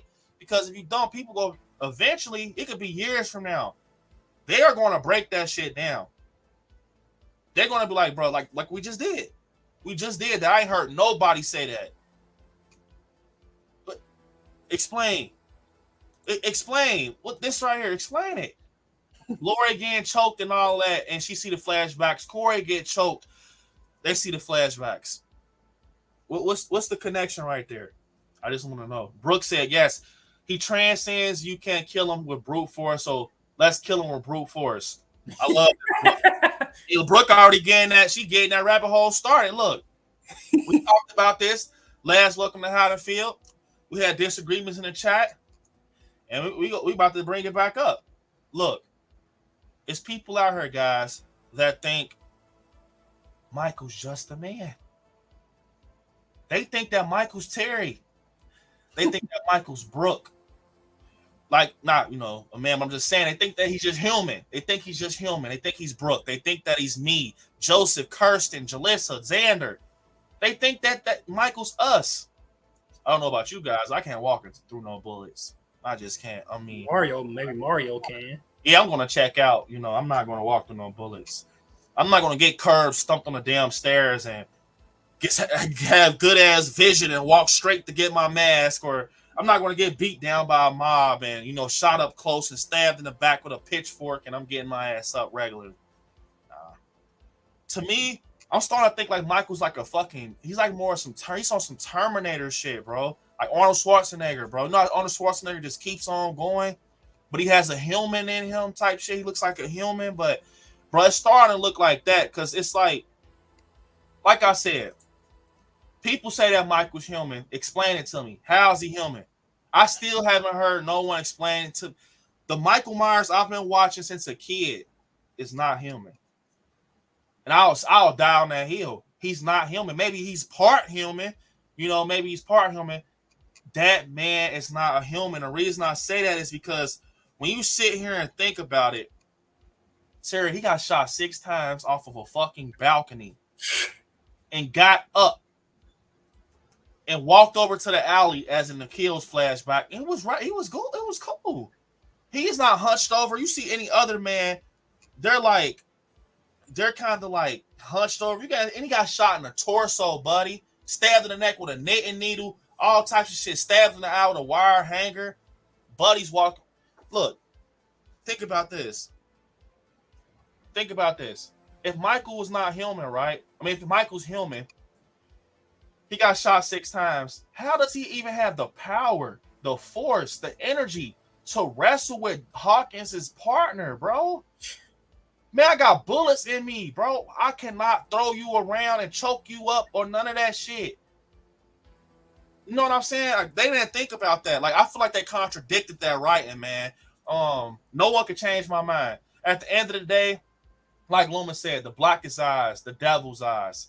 You know, I never seen nothing like him. You know, 1 minute he's there, 1 minute he's not. I think his outer body is definitely a man, but his soul is not a man. Bro, and the reason I say that is because I'm gonna say this shit again. Like I said, I'm gonna pull this back up. I love what Brooke said, because Brooke knows how I feel about this. You know, Brookie knows, she knows how I feel about it. I'm gonna say it. Look, that mob saying, man, when Michael puts the fucking mask on, look, he gets his ass whooped. The guy shoots, bro. You can see it so close. When Michael, look, right after Michael slits the dude's wrist, when dude was about to hit him, he grabs the dude's wrist and he slices the whole fucking wrist. A guy shoots Michael multiple times up close. Michael falls on the ground. He's struggling. He's feeling pain, obviously. And that's another thing. Michael definitely feels pain. You saw him. He was shaking. He was trying to get the knife, bro. He was shaking. Fucking Karen comes and finishes the job, stabs him in the back. Listen to me. I'm going to die on this hill, bro. I don't care who comes and tells me this. I see what I seen. You know what I'm saying? I'm that type of person. I seen what I seen. I've been watching this shit for years. I mean, I'm not the type of person, your opinion doesn't matter. You don't know. I'm open to hearing your opinion. I will talk to you about your opinion, but you're not going to change my opinion. Because I seen what I seen. I heard what I've heard. And I feel when you sit here and think about it, you really just sit here and think about it. Michael is on the ground. Lori is saying, the more he kills, the more he transcends into something that can't be defeated with brute force. When she's saying that, they're trying to defeat him with brute force. What's brute force? Cracking people with poles, stabbing them with pitchforks, hitting them with bats, stabbing them, shooting them. Brute force, right? This motherfucker, bro, I'm telling you, he gets up, right? The more he kills, the more he transcends. What does he transcend into? Something that can't be defeated, right? He can't be defeated, Terry. Listen to me, bro. He can't be defeated. I can't kill him. You can't kill him. The SWAT can't kill him. He's Michael fucking Myers. He gets up. He walks his ass over to the Myers house. He goes upstairs. He kills Karen. He's not hunched. He's not doing none of this. He's not doing none of that. That motherfucker simply walks up there, taps on her. Well, he didn't tap on her. Might as well tap their ass on the shoulder. Hey, how you doing? He just stabs her perfectly. Boom, boom, boom, boom, boom, boom, boom. Get the fuck out. Halloween Ends comes up, right? It comes up. It's a new movie. 4 years later. You're telling me this motherfucker smooth criminal his ass out of that fucking house and just walk down the streets of Haddonfield like this. Ow, man, this shit hurts, man. That's how some people sound, bro. I'm just being honest. Like, I swear, like, I feel like people don't get shit like this laid out to them to, you know, understand it. I feel like that's what you're saying Michael did. He walked out, went down the creaky ass stairs, and he's like, ow, my back, man, fuck. Damn, she stabbed me right here too, man. Like, Yeah, I'm a man. That shit hurt. like, damn, my fucking fingers. Oh shit, man. I'm 60. I can't take this shit no more. Like, that's how y'all sound. I'm a man. Everything hurt. Yeah, that's exactly how they sound, bro. Like how people sound. Make it make sense. Stop listening to new writers, bro. I don't know about y'all. I've been watching Halloween since I was 5 years old. 5 years old. The same Michael. This guy right here is not a fucking human. He's shot up close. It just doesn't make sense. It doesn't make sense, right? He walks and he just props down in the cave, Terry. The same guy that just walked over and stabbed Karen. I'm gonna just go in a cave, man. Fuck this. You got a random person telling you to get up and do what you've been doing for 40 years? I'm just gonna rest my eyes. Nah, bruh. Nah, bruh. And that's why I think I want you guys to know with me, man, I'm gonna just try to keep shit real as possible. It ain't no sticking to the script with me or they said this or they said that. I seen what I seen. I don't care what nobody said. John Carpenter didn't say that. Like, I feel like that's how I am, bro. And I'm talking in general to the community who people. This is me stating my opinion on who is Michael Myers. He's a force of nature, bro. You can't fucking kill him. He's unstoppable. He doesn't. You were not about to tell Michael Myers, get up. Show me how to do it. Show me how to do it. Like, come on, bro. This is Michael fucking Myers, bro. Right. The Michael I know with a 90-degree angle, that shit, he would have been laying down, got up. That motherfucker got straight up, turned, butcher knife. You know what I'm saying? Come on, bro. He ain't human. And I'm standing on it. I'm dying on that hill, whatever you want to call it. I'm dying on it.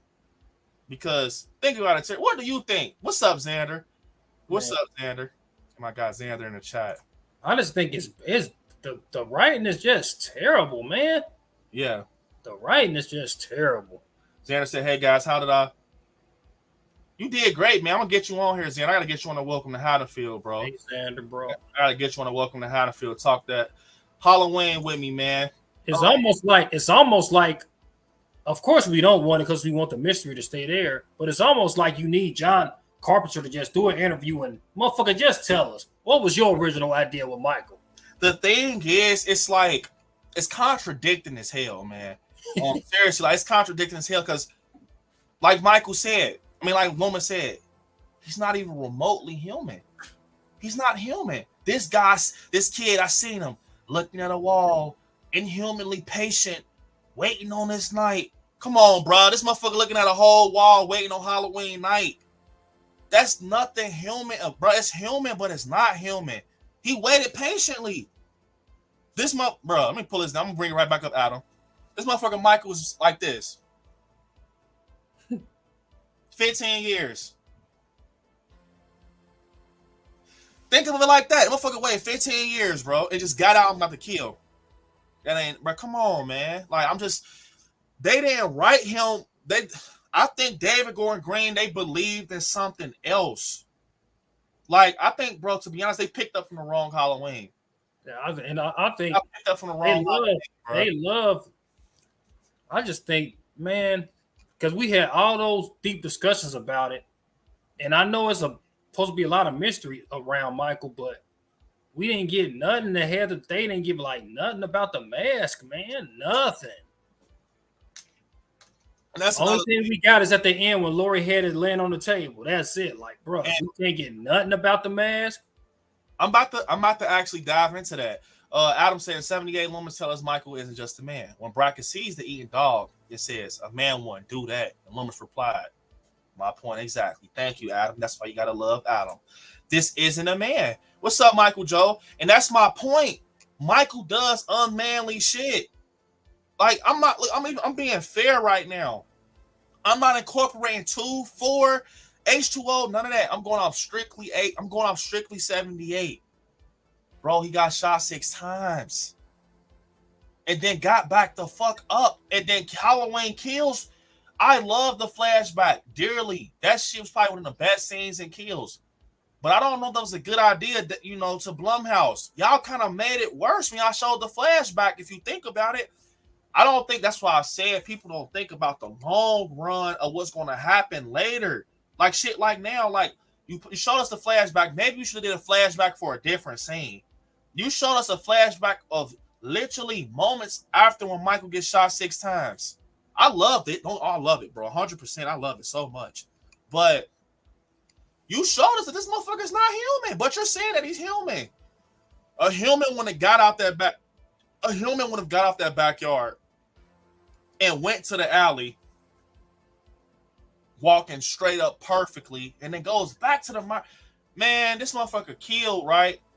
He killed basically, that night of 78. He was so dedicated to going back home, he went back home after he got shot 6 times. Think of it like that. You know how people are like, where did Michael go? Where does he go? Where's his hub? You know, where's his hub? Where does he go? Where does he land? Where's the part where he rests? They don't need to explain that, right? They don't. I don't want to know that. I don't want to know where the fuck Michael goes and lays down. But they showed and kills. He stalks, he kills, he goes home. Because after he gets shots off the balcony, Hawkins and his partners in the Myers house. This motherfucker pops out the closet and starts choking him. So, if you think about it like this, Michael wasn't after all, bro. That shit is all in the same neighborhood. You saw Lori walking with Tommy Doyle. That's the Myers house. You can't go over there. Lori's house, Linda's house, the Annie's house, the Wallace house. That shit is walking distance. So it's like Michael's that fuck, bro. He went back to his house. He's gonna just stand in the window. That's all he know. That's all he fucking knows. That's why Loomis said, just wait, inhumanly patient. That's all he that's all he knows, bro. He just goes home. He just goes home and he waits. It's that simple, bro. Like, I think people start to stop incorporating the other films, bro. You ain't gonna understand if you do that. If you just stick to strictly 78 and look at the little shit and kind of follow the trilogy and literally watch the movie, you will understand little shit like that. Like, bro, she went back home. Because if you try to put all the films together, then you taking everybody's writing and it's just a bunch of jumbo of bullshit. It's like eating gumbo with everybody that threw their shit in it. Like, damn, this gumbo tastes crazy. Because everybody do that bullshit in there. Mario said the ending really killed me. Felt sloppy. Yeah, the ending was all over the place, man. I'm telling you. Kirsten said sometimes I question if they had watched the prior films. I swear, Kirsten, listen to me. You see how Terry laughed? I swear, Kirsten. I said that. I said, bro, I wonder if they really like watched that shit. It's a difference between looking at some shit and watching some shit. You know what I'm saying? Like, did we watch the same movie? Like, were you really like, how much of a fan were you for real? Yeah. My point exactly. How much were you invested in that movie? You know, sometimes people watch shit, and that's how I know I'm not interested in a movie. I just simply get on my phone or some shit. My attention can't stay connected to it. You got to invest me to want to watch, you know? So it's like what Kirsten said, it's almost like y'all looked at it. Y'all ain't watch it. How many times did y'all watch 78? Do y'all understand it? Like, it's shit like that. Like, bro, they couldn't have understood a lot of things because it's like, you said he's not a man, but Loomis said that this motherfucker, I mean, y'all say that he's a man, but Loomis clearly says he's not a man. This isn't a man. And obviously Loomis exists in this trilogy's universe. You know, it continues from 78. You got him coming up the stairs and Michael kill again. And then y'all writing it to the motherfucker saying, oh, he's just a man. He's just like, damn, which one is it? Motherfucker writing this, and the next motherfucker writing this. Yeah. So, I mean, I'm just being honest. DJ said the way Lori threw Mike on the table was trash. LOL, Michael ain't that weak. Look, I love what DJ said. My guy DJ, man. Look, we talked about this, DJ. I feel like, honestly, when Michael got through on that table, it was like, how are we going to get this? How are we going to get him on this counter or the table or whatever, right? How are we going to do it? It's Michael fucking Myers. You made Lori push him on his back and nail him, crucify him to the table or whatever. That's the only way it could realistically make sense. And then you do something where it's like he snatches his fucking hand out of a knife. His hand is like this, and he's choking Lori. If this motherfucker's that strong to do that, how did he get pushed down in the first place? You know what I'm saying? Like, it doesn't, like, does this motherfucker go through weak spells? Like, does he go through weak spells, Terry? Like, be honest, bro. Like, this is the same motherfucker that snapped Corey's neck, went in there, and I understand it was a good fight. I like the fight. I don't even lie. The fight that was kind of like going back and forth, he's slamming her head, they're fighting. But once it's like out of nowhere, did this motherfucker just kind of get lazy?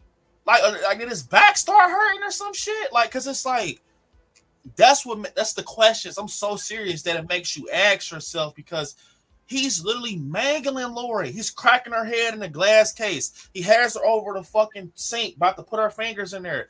Yeah, all of this craziness. He's about to come on, man.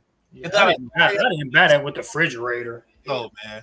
I feel like, yeah, and then look, come on, man. At the end of the day, this is Michael fucking Myers. I feel like when you sit here and think about it,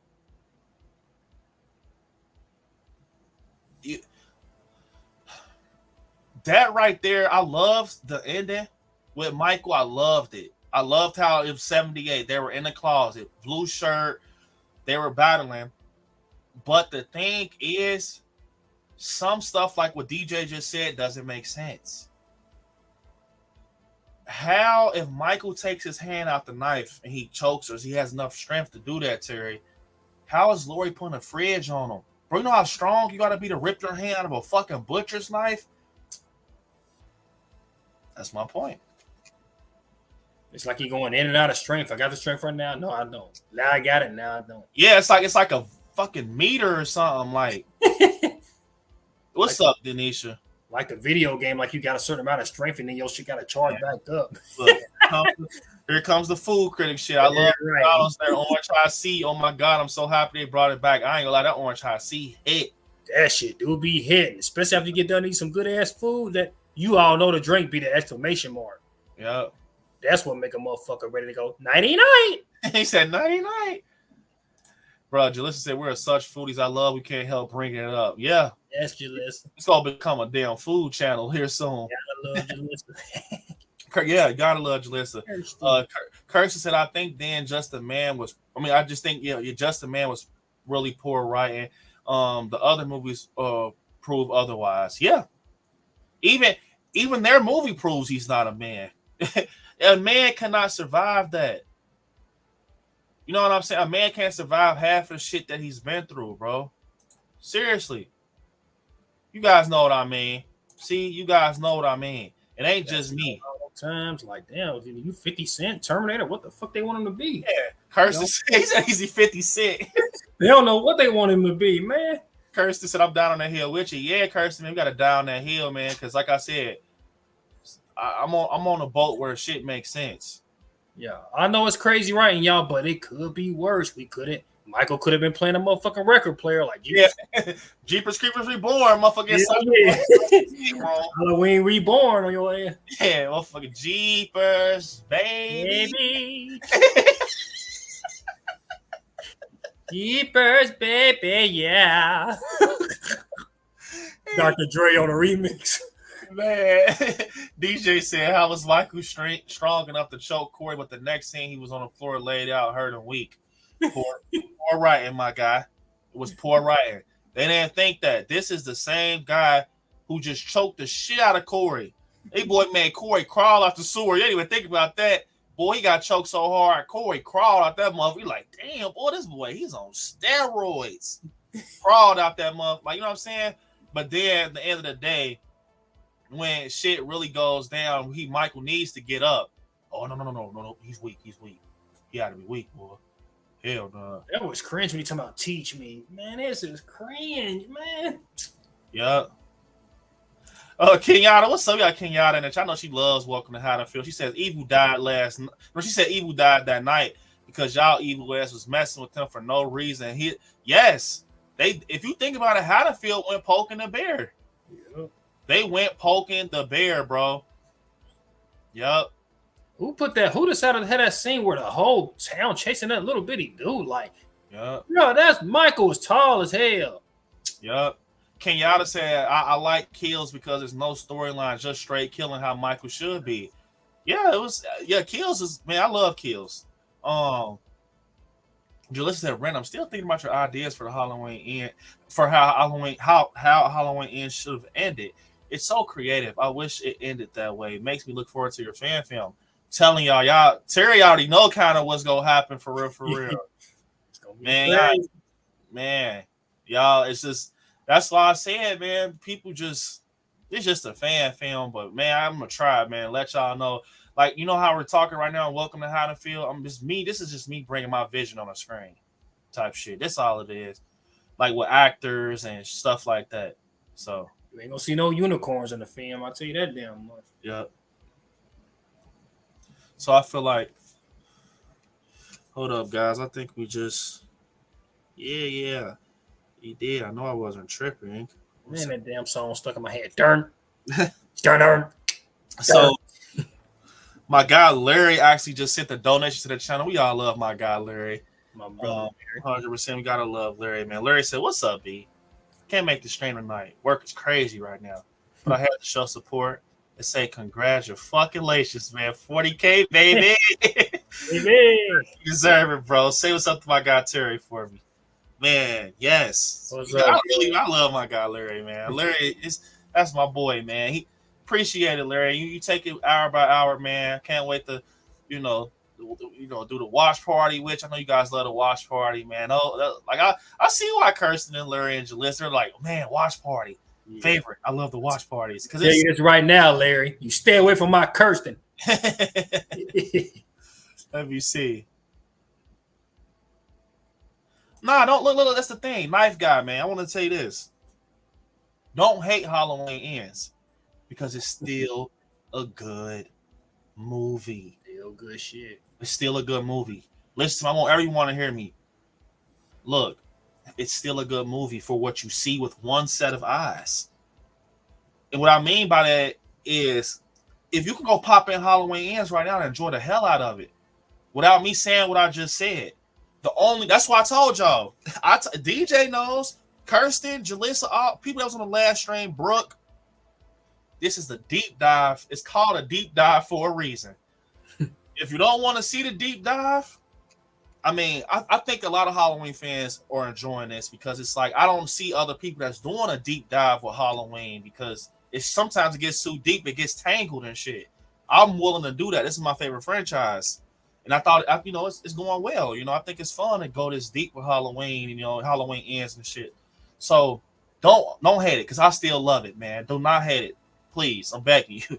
Because it's like, it's still a good movie, but I'm such a diehard Halloween fan and a purist, whatever you want to call me.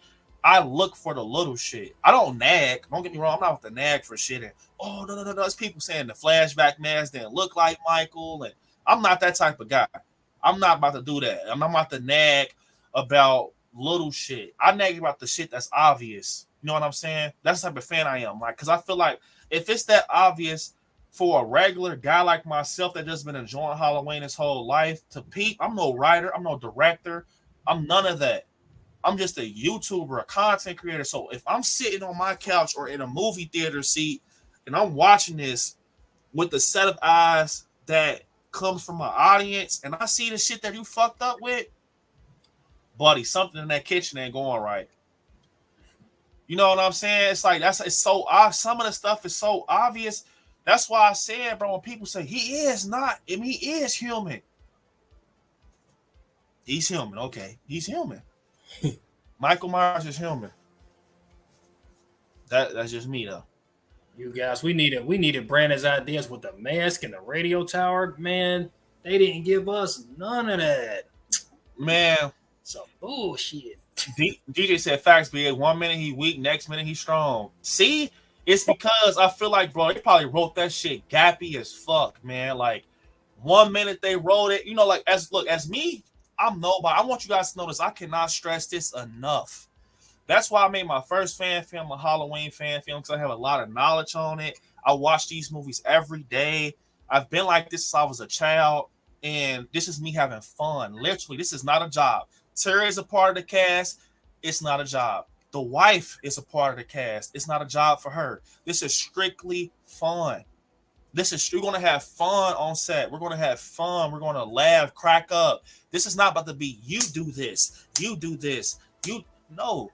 Like, it's going to be times I have to tell them what to do and what I want to see. But look, this is just me bringing my vision to life and stuff that I'm talking about right now, putting on the screen. And it's like, that's all it is. It's not even like, take me serious, but don't take me serious. You know what I'm saying? Like, take me serious as much as you take me serious right now talking about this.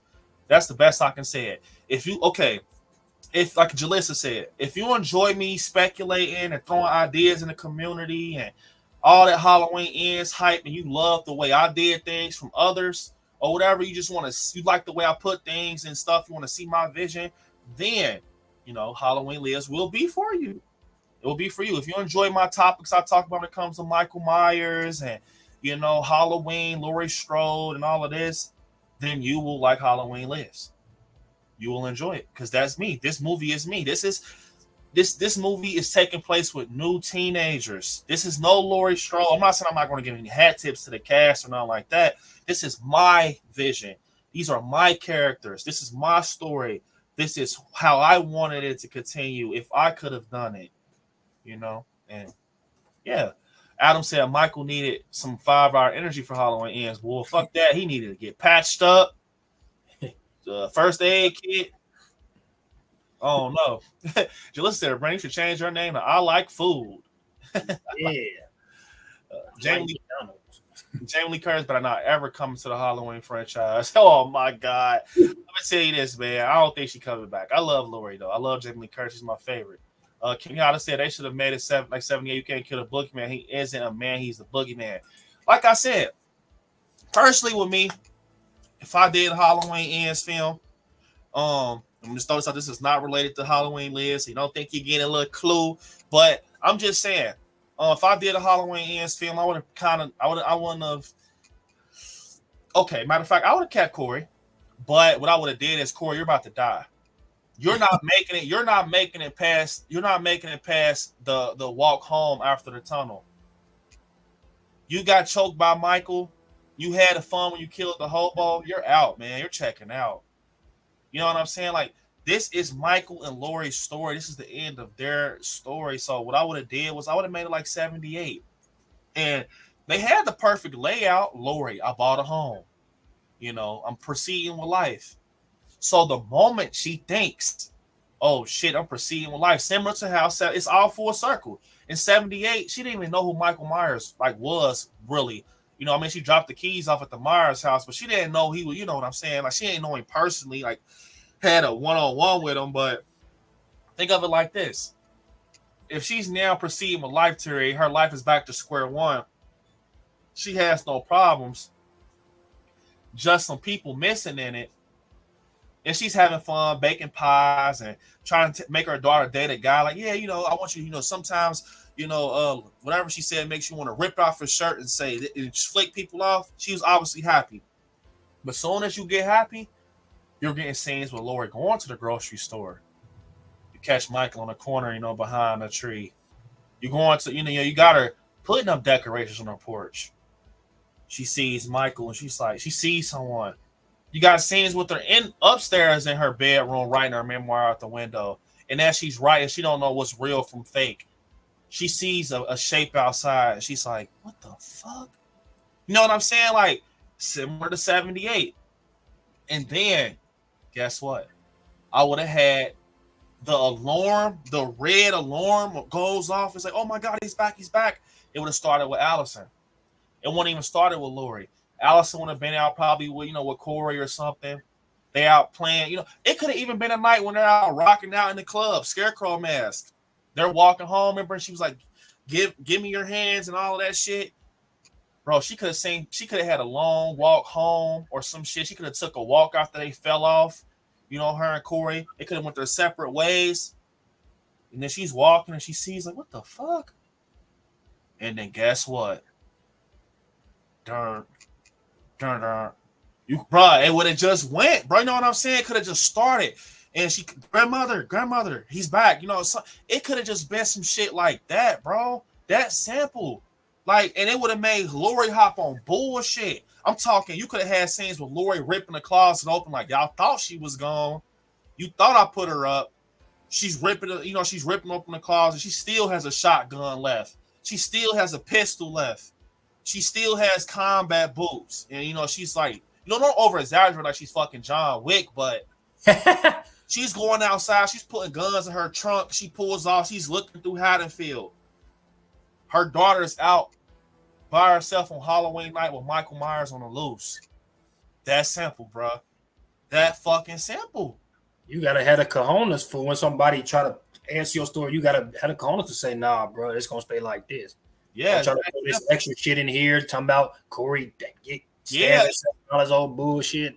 They was trying to tell too much of a story with fucking Corey, bro. Y'all could have made him get killed early and just kept the formula. Like, yes, Denisha, yes, I'm telling you, man, he's not human.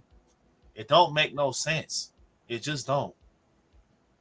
Definitely, Joseph. I am so happy that you love. Welcome to Haddonfield, man. I'm super happy. He said, make a Halloween movie called I Like Scary. Drinks Bud Light and Terry eat White Castles. Hey, Joseph funny as hell, man. For that, I'm down for that. Oh, man. Joseph, I definitely can't wait for Halloween Lives. Definitely, Joseph. Hey, man, I already know you're excited for it. Hopefully I get to see you at Scarefest. And, man, hell yeah, Halloween Lives. I can't wait for you to see it.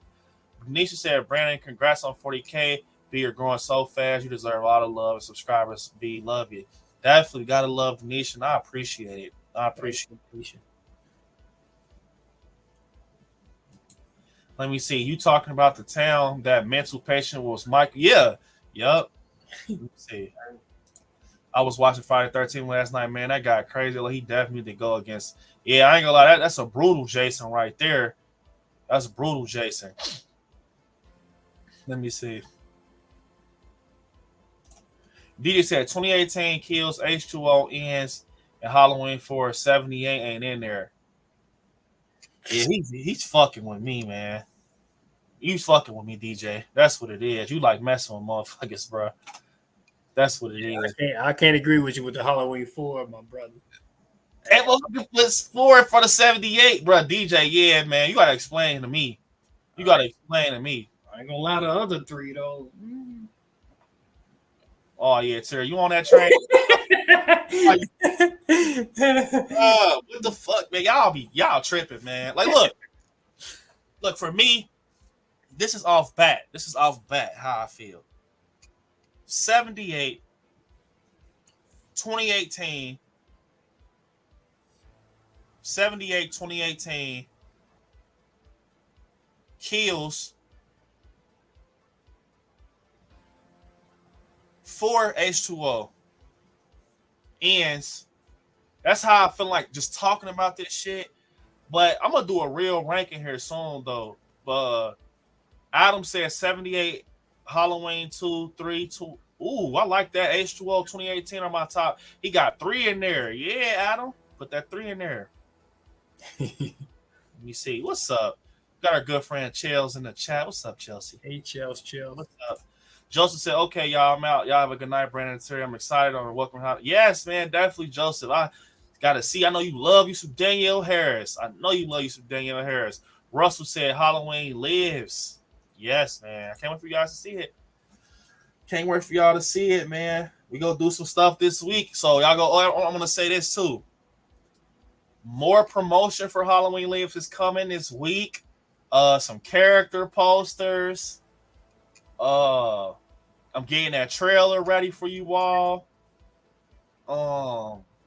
Some behind the scenes shots for Patreons. Definitely want to be pulled up on Patreon.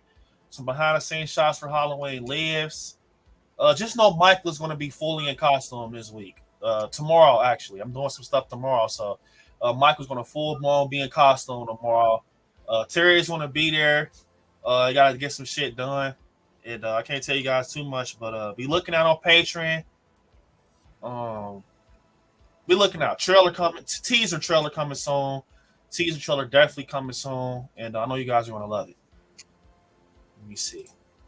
Brooks at mine 78, 81, 4, 2018, H2O. Ooh. I know Brooke loves her Halloween too. I know she's sticking with the Halloween too. You want mustard on your sandwich?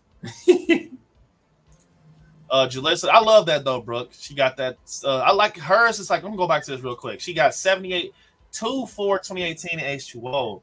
That's actually a solid lineup. So damn, Brooke, you don't like kills? Julissa said, you and Terry got to have a White Castle mukbang one day. So I'm going to tell you what. Listen, we do that. You got to promise to ship us each 50 rolls of toilet paper with the Febreze and the Pepto. We got you. We got you. And some money for Dr. Bills. And for Dr. Bills. Versus Hannibal Lecter. Oh, shit, that'd be crazy. What's up, Jamonte? I'm dying. Yeah, see, DJ knows, man. He said, DJ says, see Terry on my train. Yep. I probably got the lowest I have 78 would be third, but I'd just be trolling. But it might be third depending on what I want to put. Adam said one of them was Annie. That part was crazy. But to get into it though, I want to like talk about Michael a little bit. We dove super deep in, and you guys enjoying this? Let me know in the chat if you're enjoying this deep dive for the Halloween Ends deep dive. Let me know, man, if you're enjoying in the chat, man, because maybe we can pick another movie and do a deep dive, or maybe you guys can pick something with Halloween you want to talk about next, because this is stuff like this is entertaining. But look, what I want to say is that I'm gonna pull this up real quick. And Terry, DJ said, "What's your top 5?" David said, "Congrats on passing 40K." Thank you, David. Big supporter of the channel. Love the Lost Boys. But Brooke said, "I do love Kills B. It's just after Halloween 3 for me." Yeah, I love Halloween 3 too, man. And I think, bro, that deserves way more love than what it gets. And I loved how Brooke threw that out, that she thinks that we should get a full reboot or a sequel to Halloween 3. I'm all for that, Brooke, 100%. If that comes out and hits the fan, and I'm gonna say, bro, I remember when Brooke said that shit. But Halloween 5 is in my top 5, and then number 6 would be 78. What? I got Ends in my top 5. All right, look. Matter of fact, Ends. what's your top 5? Nah, I'm pulling up for you, DJ. I ain't have to skip over this, DJ. I want to hear. What's your top 5? Halloween. What's your top 5? 2018. Kills. I love Kills. H2O. 5. Ends. You got Ends in there? All right. You got Ends in there. And 78. Man, hold up. Come on, Terry. You bullshitting, bro. I love 78, but some of my like more than 78. Man, all right. Look, like I said, they don't show Michael enough in 78 for me. I think okay, it's different. It's different. That's why I said everyone can't be the same. The world wouldn't be a good place if everyone was the same. Yeah, we need people chasing shirts and all that shit. So you and DJ, y'all punch 78 in the back, and I understand. And I understand what you guys are saying. Seriously though, how Michael is not in the movie a lot. That's why a lot of people compared Halloween Ends to 78. Because of the watch time, the screen time of Michael. I mean, but look, let me tell you something. And no, like Terry, when I said let me tell you something, it's like more. But this is my guy right here. This is Terry. This is my boy right here. So it's like, look, let me say this. With 78, the reason I love 78 so much is because it was a story being told. And what I mean by that, it was like you basically got these teenagers in Haddonfield living in a spot where a brutal murder happened years ago from a kid. And it's so simple, though. It's so simple. The movie opens up, Michael gets the knife, kills his sister, gets incarcerated, comes back home, kills people on the way. And that's the thing that a lot of people, I feel, they don't nail. You know what I'm saying? I think, Terry, they don't nail that. And that's what I'm going to focus on with my fan film. But I'm going to mix it, bro. Michael in my fan film, he's not going to be a hunch. He's not going to be hunched over, none of that shit. Like, it's Michael Myers. I just want you guys to know that. But it's like, I feel like in 78, they didn't make it seem like he just wanted to go home. It was almost like on some low-key creep shit. Like Michael was low-key creepy. Like he was a creep. He was a creep in the neighborhood. In the darkness. And what I mean, though, is I love this right here what DJ said, and I'm going to get into it, DJ. I'm going to get into it. He said, wait, B, if Halloween 78 wasn't the first movie ever, would you still like it, though? I feel you like it's the first. Nah, I like it. I'm going to tell you why. Explain myself. Got to explain myself. But when you got to look at 78 as it being more of like a Haddonfield story. Like it's Michael's story, but it's a Haddonfield story. And what I mean by that is that 1963, Michael killed his sister. He gets incarcerated, and he breaks out It's the same formula as 2018. And that's why 2018 is on the heels of 78, in my opinion. But he goes home and he's back in his neighborhood. And it's going to be hard for some people in the chat to understand this, but listen to me. He sees Laurie Strode and he's so attached to her. He's super attached to her. He's looking at her. He's following her, looking through the hedge, and all of this craziness.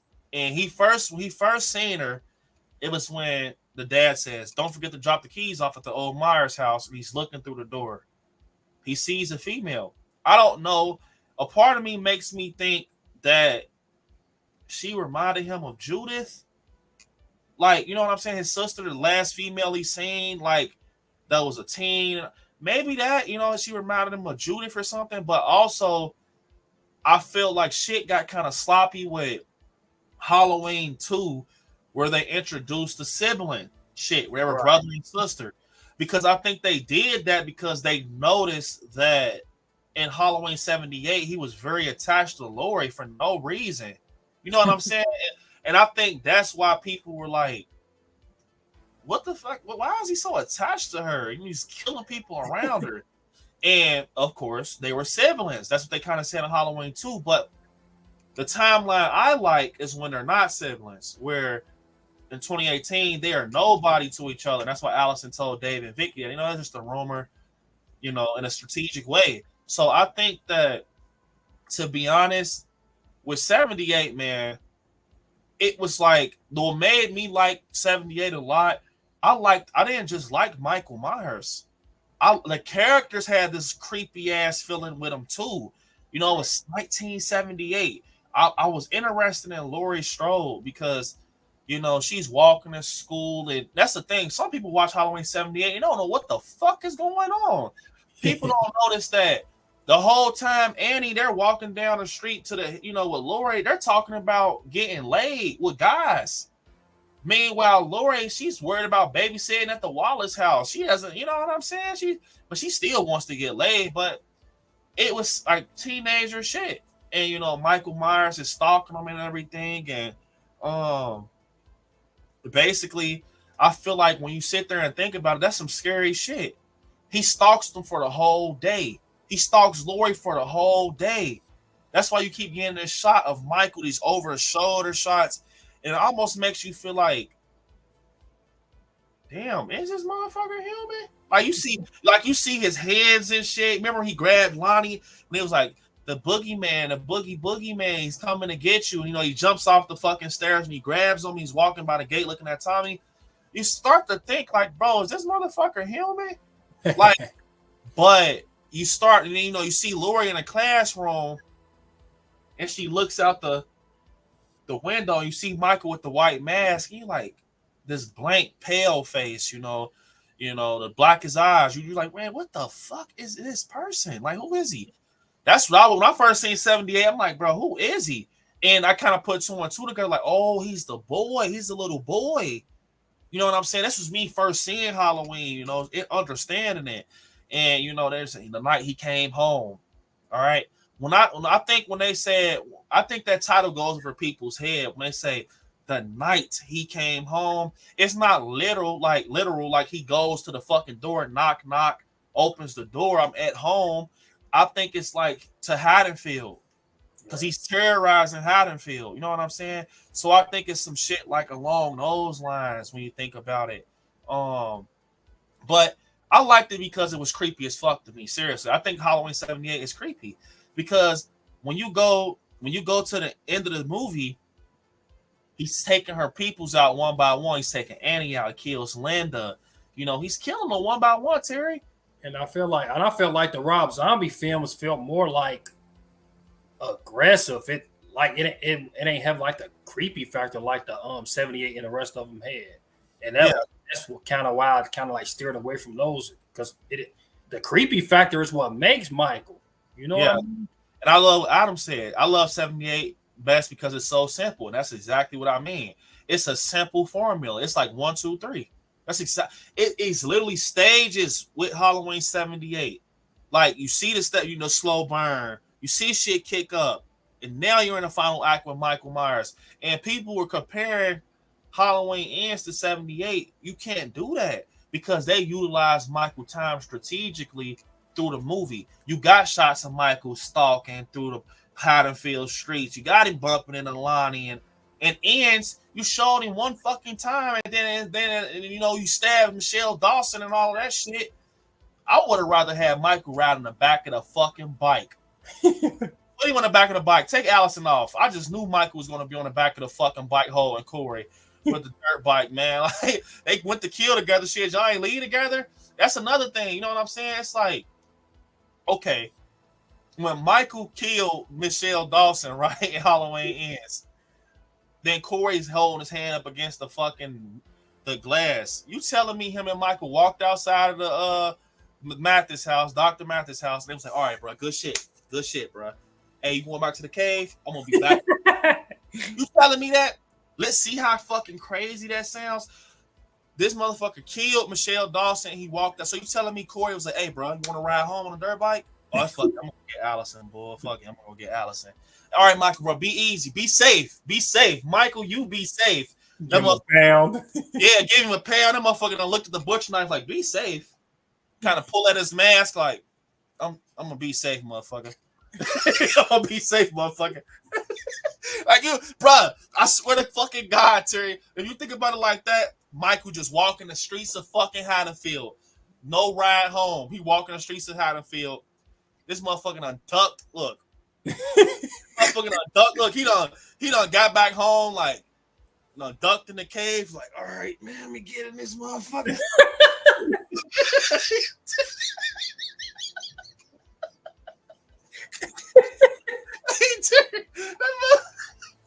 All right. That motherfucker done ducked in the cave.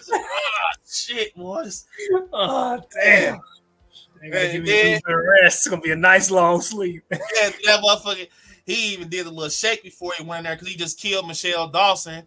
That motherfucker shook a little bit. Oh man, still ain't enough kills. Fuck. That motherfucker talking about, I still got it. That motherfucker.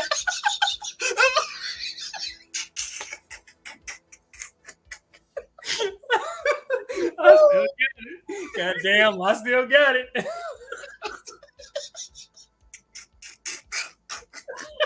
I'm sorry, y'all. Don't dive that deep.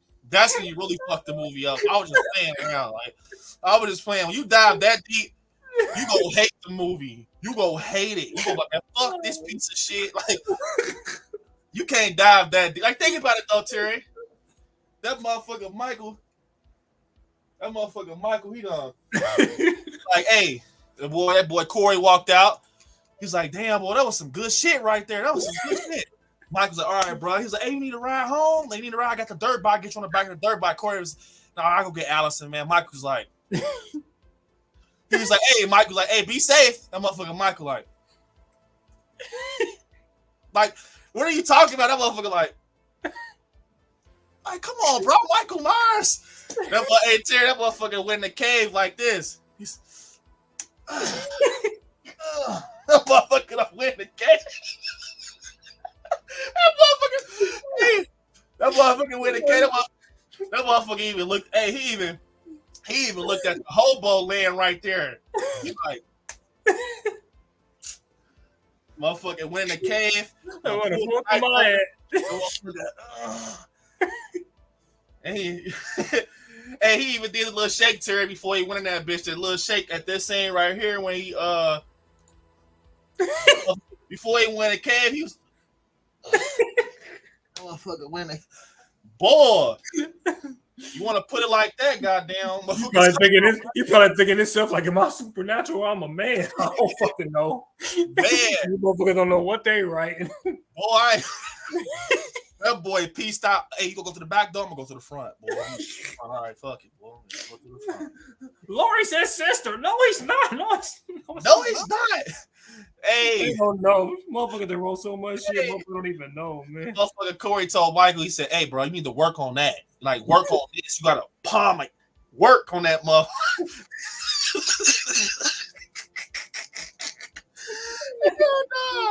I'll stop, bro. I quit, man. I fucked that. Talking about teach me. Michael Hey. teaching his ass, they in there doing karate and shit. Man, doing karate and shit. Hey, Brooks said Carpenter utilized Michael perfectly in 78. He's a storm that's coming, getting closer. Yes. I love what Brooks said and what Carpenter just, what Carpenter said. That's true. That's how you explain 78. He's a storm coming, it's getting closer and closer. And once it comes, he's there, front line. It ain't no running. It ain't no hiding, no closet. And that's why I like 78. Whole time you seen the stages. It was times where he was just looking through the windows. It was times he was just looking through the windows. It was times where he was just walking. And it was times where he has a white sheet on. He's waving the, well, he didn't even wave the Budweiser, I think. But he has the sheet. That's in Rob Zombie, but he has the sheet on. I'm gonna call Lori. This is going nowhere. Gets her ass choked with the phone cord. Then shit kicks up. You know what I'm saying? So yeah, but I was just trolling, bro. 78, my second, 2008, my first, and then I'll probably go with like putting kills and all that. Ends probably like number 6.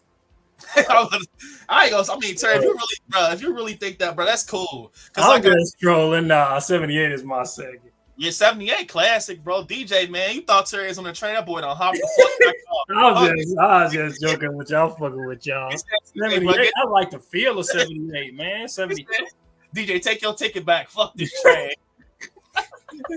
No, but the thing I like about 78, and like the only thing I don't like about Halloween 3 is it should have had Michael in it. But Halloween 3, just like a solid Halloween. Bro, the thing with me when it comes to movies, I like watching those movies that give you like that Halloween feel.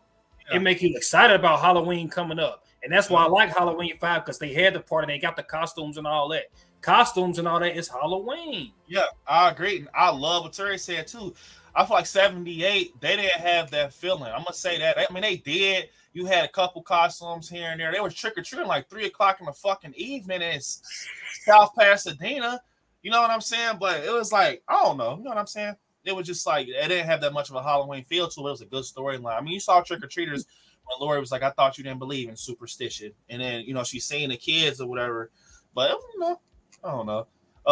Trolling DJ. We still got the apple pies, though, bro. He just said the way Lori fell down the stairs was cringe in 78. Rolling down was, man, I ain't gonna lie. That shit was real to me.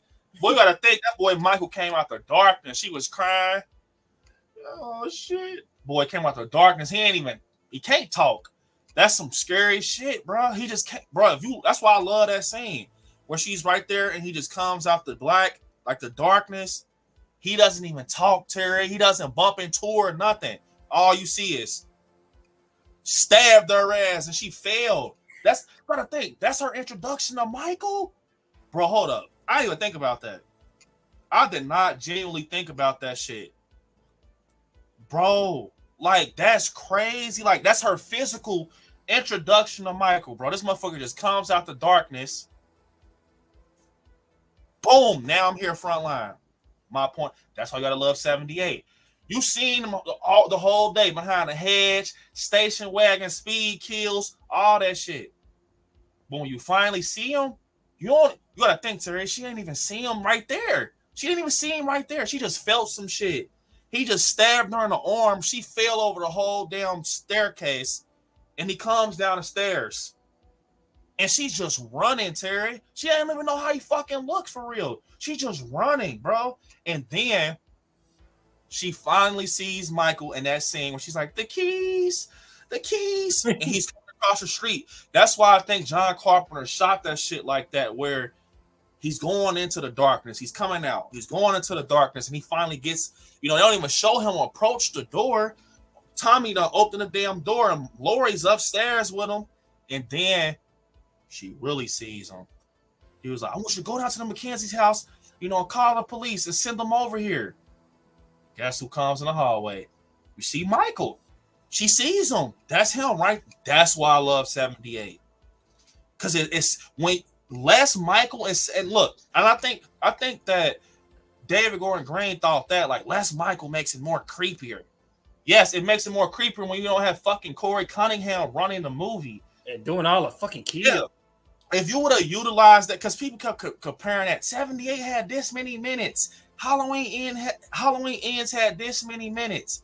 Bro, they strategically used Michael Myers the right way in 78. They had him spread it out the movie, so when we did get him, it felt like we got him through the movie. It wasn't like, oh, we're gonna wait to the end and pull him in. And they didn't have nobody on 78 walk around doing a bunch of kills while Michael ain't being shown. Yeah, and that's why I said when you finally see him, it's the perfect time to introduce him, because now it's chase scenes and stalking scenes. He's full blown. He's walking to Lori and she's in the closet. That's another thing about 78, bro. Like, they didn't even need Michael that much because of the scenes were so powerful. Like, think about the closet scene. She's literally bending a wire hanger in place, survival mode, some real life shit. This man bust down the closet trying to get to her. That scene alone, look, y'all can't tell me that scene don't feel like it's 40 minutes. Yep. That scene that good that it feels like it's 40 minutes, bro. That's what I mean. Halloween Ends. I'm sorry, y'all didn't capture that feeling, bro. A lot of the scenes in 78 with Michael and Lori, that shit felt like 50 minutes. That's even a scene where she's on the couch. Think about how long it felt when she was on the couch and Michael trying to reaches over the couch and stabs the couch, and she stabs him with the knitting needle. All that shit just felt so long, bro. It didn't feel short at all because they strategically spread it out, and it felt like we got the presence of him, a lot. So that's why, I mean, I don't even know if they even trying to aim for that Halloween Ends feel, to be honest. And what I mean by that is, I don't even think, to be honest, that when you sit here and think about it, that Ends, they didn't even try to aim for 78. That feeling, that formula, bro. Giving a movie its respect is not putting Lori in a sky blue shirt. You know what I'm saying? That's not giving Lori respect, or giving Michael respect, bro. Giving a motherfucker respect is reinventing a scene with your own twist or using their formula. And like I said, taking Christine. It's not taking a Christine. Yeah, you know what I'm saying? I feel like that's what writers need to learn. It's not, bro, paying respect to a movie is not stealing their shit word for word or this for this. I feel like it's like simple as the formula, like how Michael went upstairs and then you have Lindsay jumping off the fucking sidewalk with Tommy. They're screaming, and Loomis, you know what I'm saying? Darn. That shit is on. The shit is on. Ain't no going back, bro. It's like he's coming, bro. Like, he was literally the fucking boogeyman in 78. Literally. That's why people love it. And that's and to tell you the truth, DJ, the reason I put 78 number 2 is because out of all the films that I watch, when I watch 78 and I listen to the music and the way that it's shot, every time you watch 78, you think about Halloween time when you see the leaves blowing and all that. You thinking like, damn, man, I can't wait till Halloween. I can't wait for spooky season. Every time you watch it. That's why I said, bro, I just can't explain it because, as I said, with Halloween Lives, just know I understand it. I understand Halloween, so you guys are in good hands. I'm not just writing some shit. Oh, Michael Myers is scary. I'm going to write a movie about him and hope it's good. I understand it. I know what the fuck is going on. That's why I'm saying. And y'all know what, guys? Let me say this real quick, B. It come full circle too, because when me and B was standing out there where he gonna shoot Haddonfield, it felt like we was in Haddonfield. The leaves was blowing, and you instantly start thinking like, damn, how's it gonna be when spooky season do get here and we shooting at this certain time? And then B started playing the music in the background. You instantly start thinking about Halloween 78. Yup, that's how it's supposed to be. Because I feel like, bro, Halloween, I still like in the trilogy, only film I feel like they got close to that feeling, but it was in different ways, was 2018. That was the one that kind of was on the heels of 78. That's why, like I said, what Terry said, we were standing where we're going to be filming Halloween Lives. I picked that for a reason because it's Haddonfield. It feels like Haddonfield, and I want it to be. I feel like Haddonfield it's a place, bro. It's like a place. It's a town. You know how Woodsboro and Hawkins and shit like that. I feel like Haddonfield is a place. It's a town. You gotta get that character right. And that's why I decided to take place off 40 years later. Like, I'm not taking place off 2018 and the continuing from that and kills. There's nothing wrong with it. I'm just not doing it because I love 78. I love that formula. I love that kill, stalk, go home formula. So I feel like that's, for me, growing up, that's Michael Myers. That busting the closet down, standing by the hedge, it's like a light switch. You might have moments, this motherfucker's busting through the door trying to unlock the door. Just like in 78. It's like 0 to 100. 0 to 100. He knows when to set the shit off at the right time, and he did. And I feel like it's not a movie out here that captured that 78 feeling full blown. I mean, H2O even has some pretty good scenes that felt like H2O. I mean, that felt like 78, but I still haven't saw anyone, if that makes sense, nail that formula. I haven't feel more like Scream. Yeah, that formula is just why I love 78. No one's nailed that. It's like the movie is just once in a lifetime. It's one in a lifetime because it's like, yes, it's a slow fucking burn, but the slow burn is worth it though, because it's like when the shit, like I just said, when Lori's getting, you got to think, Lori actually ends up babysitting Lindsay Wallace for Annie. She's like, okay, yeah, she can come over and, remember Annie says, what if I can make it happen where you can watch this movie with Tommy Doyle? And she's like, yes, I love that. Or they're she's helping them out. So at this point, Lori's like fucking Superwoman. Like, she's babysitting 2 kids. She's younger. She's pumpkin, all this shit, right? So it's like, I feel like when you sit here and think about that, like put it like that, and she's actually worrying about her friends. Like, okay, I have Lindsay over here. Let me go check and see what they're doing and check on them. It's weird. She hears PJ on the phone and she thinks that PJ is doing some shit over there that's weird. Come to find out, they're dead. And that guy that was in that station wagon and all of that shit, it's like, you know what I'm saying? Like, he was Michael. And I think that shit just came full circle in Halloween. That's why I like it too. 78. And she saw it firsthand. And that's how she became the final girl. She dealt with him firsthand, bro. And that's how the story became Lori and Michael's story. Her getting falling over the fucking banister, having to, you gotta think, Lori did all that shit on a fly. She did putting the wire together, grabbing the knitting needle off the basket, stabbing him in the neck. All of that shit she did on a fly, bro. She wasn't prepared for that. That's why I love it. That's scary, bro. The whole movie, she didn't even know this motherfucker was out there walking. Yup, and then he got the mask pulled off. She see him like, damn, this motherfucker human. Why you want to fuck with me? Like, think about shit like that. She pulled the mask off. He's still walking towards her. Bro, why the fuck? What's going on? You know what I'm saying? That's why Halloween 78 is, that's my point. I know it went on for a long time, but that's why you gotta love. Funny when they killed my girl, I was sorry. Annie? Yeah, Annie was my girl. They killed Annie! Yeah. Like, dude, that's some cringe ass acting in part 2. They killed Annie! DJ said Michael crawled in the cave. Yeah, he crawled. Like, oh, my fucking back. Jamonte said best Halloween movies in order, no debate. 78, 2, 4, 18. That's it. Definitely, man. Definitely. Hold up, I gotta do this. This is gonna be we're gonna do our don't do's different tonight. I gotta pull this up real quick. It's very simple. It's very simple. Here's the don't do for tonight. Let's play it.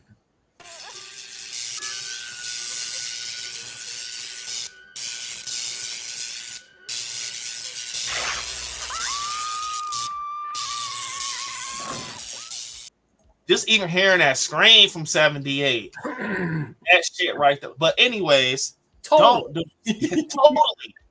don't do that bullshit. Totally. You guys totally don't do that bullshit.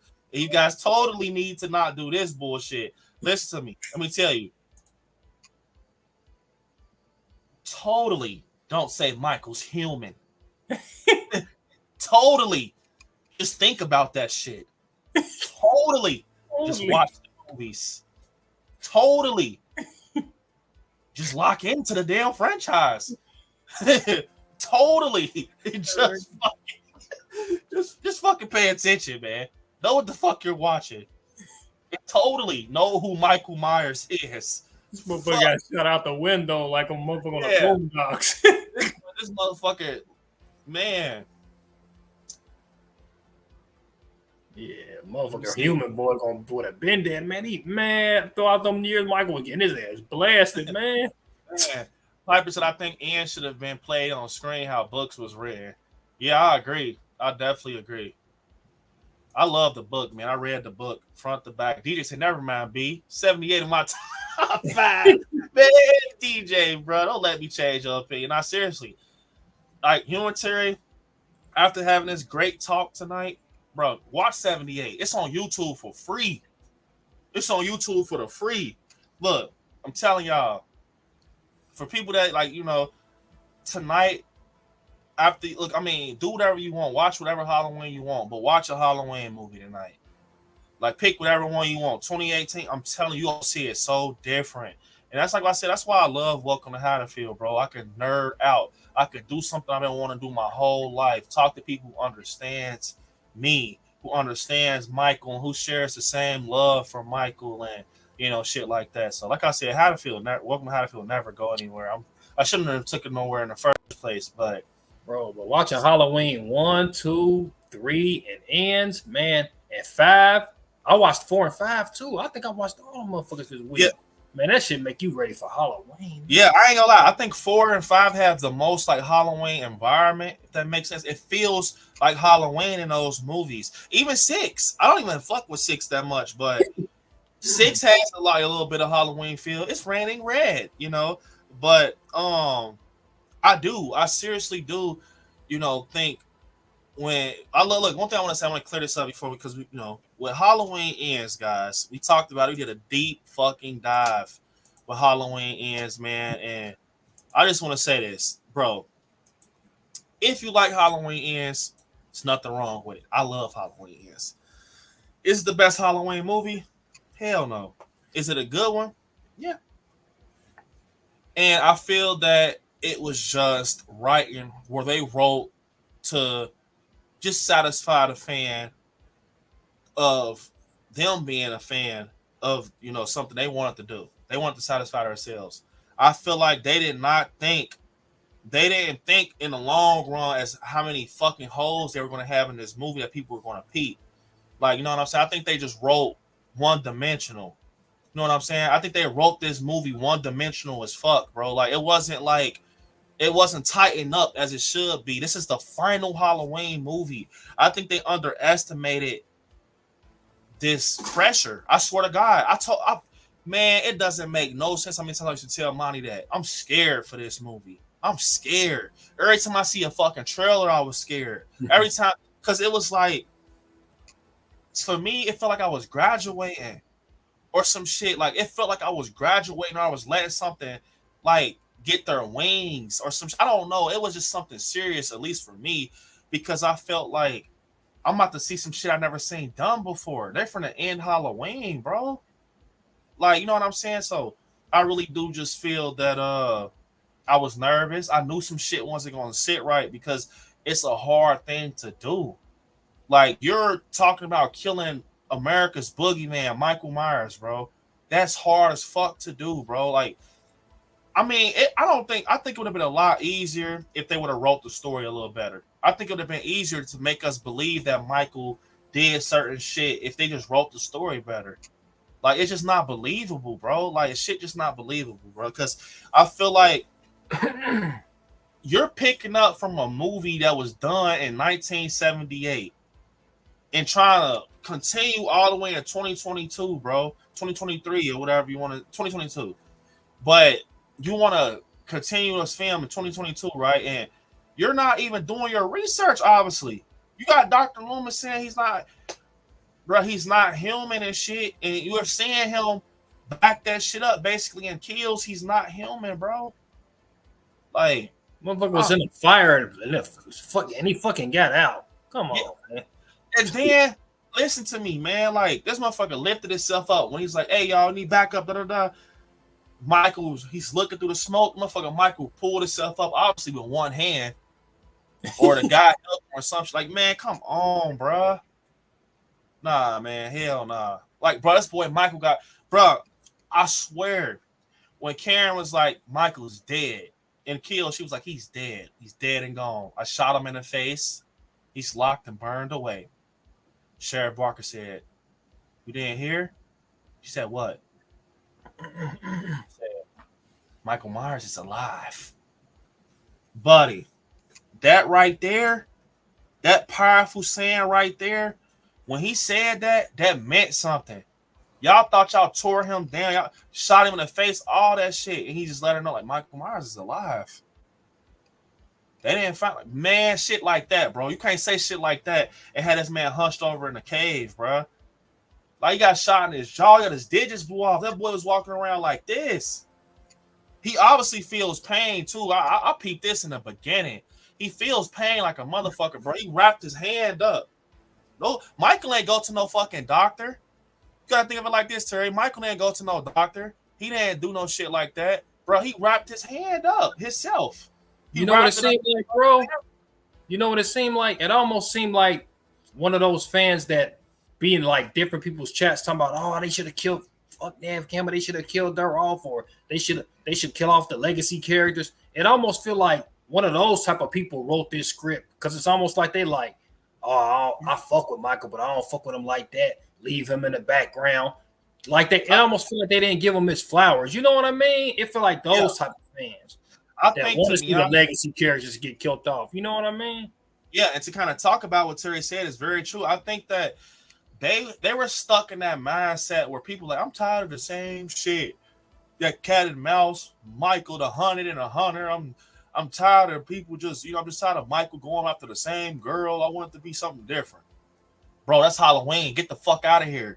Like, that's what I'm saying. I'm not telling him to keep going. I'm not telling him to keep going behind Lori. You can have him go behind Allison. Who knows? Lindsay. Bro, that's Michael Myers, the hunter and the hunted. If you don't like that, you don't like Halloween. That's what I'm saying. Like, people ask for too much. What the fuck do you want? Like, what do you want? You want Michael to come out with a machine gun? Like, what the fuck do you want, bro? That's Halloween for you. And I think they got scared, bro. I think they were like, bro, we don't want to make the same movie over and over. Because I think what happened is Halloween 2018 was so powerful and they got cocky because that movie exceeded expectation in the box office. Over 200,000, bro. For a horror movie. Man, Michael, the reason all these slashers is coming back, bro, because they want that money. They saw that shit, bro. They're like, they could do it, we could do it. You know how that shit go. But anyways, I feel like, to be honest, they got, bro, that Halloween 2018 blew shit out the water, crushed the box office. And then what kills, they did it smart. They made Michael a beast in kills. He killed firefighters. He took a mob down. Fuckers are on a hype train. People on a hype train, bro. Bro, it just seemed like those two movies, it seemed like people that made the movies actually loved Michael as a character like you love him. You know what I mean? Like we love him. Yep. I feel like when you see people in and different people's chats and stuff, and they talking about they want certain people to die and stuff. Bro, you said you had like you said, the lady that was behind you, I forget which film you said you was watching, and she was pissed off that Michael wasn't dead. Like, oh, this motherfucker. Those type of people. Yeah. I feel like, they kind of start. I mean, I knew they had to kill Michael off. Of course. Okay, kill him off. But, bro, I just feel like, and thanks, Kenyatta. She said, my favorite stream. Congrats on 40K. Yes, man. I know Kenyatta loves her, so welcome to Haddonfield. And thank you. I appreciate it, Kenyatta. Russell, I don't think David Gore Green was a Halloween fan. Yeah, it's kind of talking about what Terry said. Like, I feel like, to be honest, man, it's people out here that think they're fans. I'm not saying nothing because everyone could be a fan of Halloween. I'm not saying shit. I'm not going to switch up my words. Everyone can be a fan of Halloween, but I think people don't, like, they're not as big as fans as they think they are. Like, just because I know my Michael, he kills, he did it, that doesn't mean nothing. Do you understand it? That's the thing, bro. I think people don't understand it, bro. Like, I think it's that they seeing it with a different set of eyes. Y'all see kill, he kills,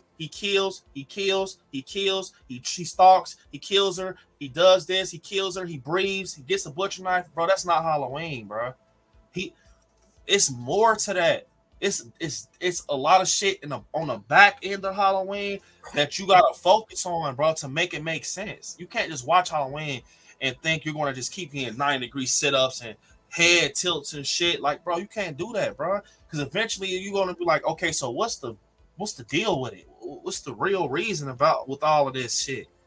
You can't just feed people that, like, and I think David Gordon Green, he got sunk into that, bro. We gotta be different. We gotta do something different. Yeah, be different. Not fucking make a whole nother Michael Myers. And you can't let too many motherfuckers in your ear when you got your own idea. You gotta stick to your love for something. You can't let nobody. If you love Scream, you can't let too many people that don't love Scream get into your ear, and then you have a fucked up ending for your movie. I wanted to say it again. David Gordon Green, salute to you, because I probably couldn't have done. I know for a fact I can't do half of the shit that you did with that movie. That's what you do. And I ain't taking nothing from you. I know that shit hard. I know it's hard, bro. I know it for a fact. I can just see what you probably went through. And Chris Nelson, what they did, the Mask, bringing Michael to life. That shit ain't easy. We just YouTubers. We just content creators. We the audience. We're no one when it comes to someone writing a whole fucking movie that hits the theaters. Like, you know what I'm saying? That's hard work. But I feel like, man, you can't put that jersey on and not expect to play for the team. You know what I'm saying? You picked a big team to play for. You picked Halloween. You put a jersey on. You the point guard, bro. You the coach. You can't put a jersey on and get on the court. You're like, boy, I ain't gonna lie, man. I want to switch the plays up in my book. I don't want to stick to the plays I've been having for 40 years. I'm gonna switch the plays up in my shit. And then you lose the championship. That's how that shit is, bro. You switched it up. You should have kept the same formula, bro. And at the end of the day, if we paying our money, if we paying money to watch our favorite franchise on screen, we got the right to say what we feel about what we paid to watch. Yeah, 100%. Skill said, "What's up?" And what's up, Skills? They make the movies for us. Of course, you want to get people's opinion, right? You want to get opinions all day. I know for Halloween Lives, I'm gonna get opinions. I might get people that say, "Hey, bro, this shit shitty." I know what that shit comes with. I might get people say, I love this. But the thing is, I know in my heart, bro, I did the fuck I supposed to did. I ain't about to be second guessing nothing I put on paper. Like, you know what I'm saying? I don't know, man. Like, I don't know, man. I just feel like and I think, and David Gordon Green said that he knew he took a risk with that Corey shit. He said it in the interview. He said, I know I took a risk with that shit, basically. Basically everybody in the chat, y'all. If Halloween Lives is real good, and then in the end, he make the end be Michael was just a ghost the whole time. Y'all gonna be pissed. Yeah. If he do some bullshit like that, the movie good the whole time, and then it'd be like, well, at the end, Michael really was just a ghost. He really didn't exist. It was in everybody's head. Yeah, I agree. I literally love what Denisha just said. I gotta highlight this. And after this, we're gonna probably have to end off, guys. But I love what Denisha said. Denisha said the director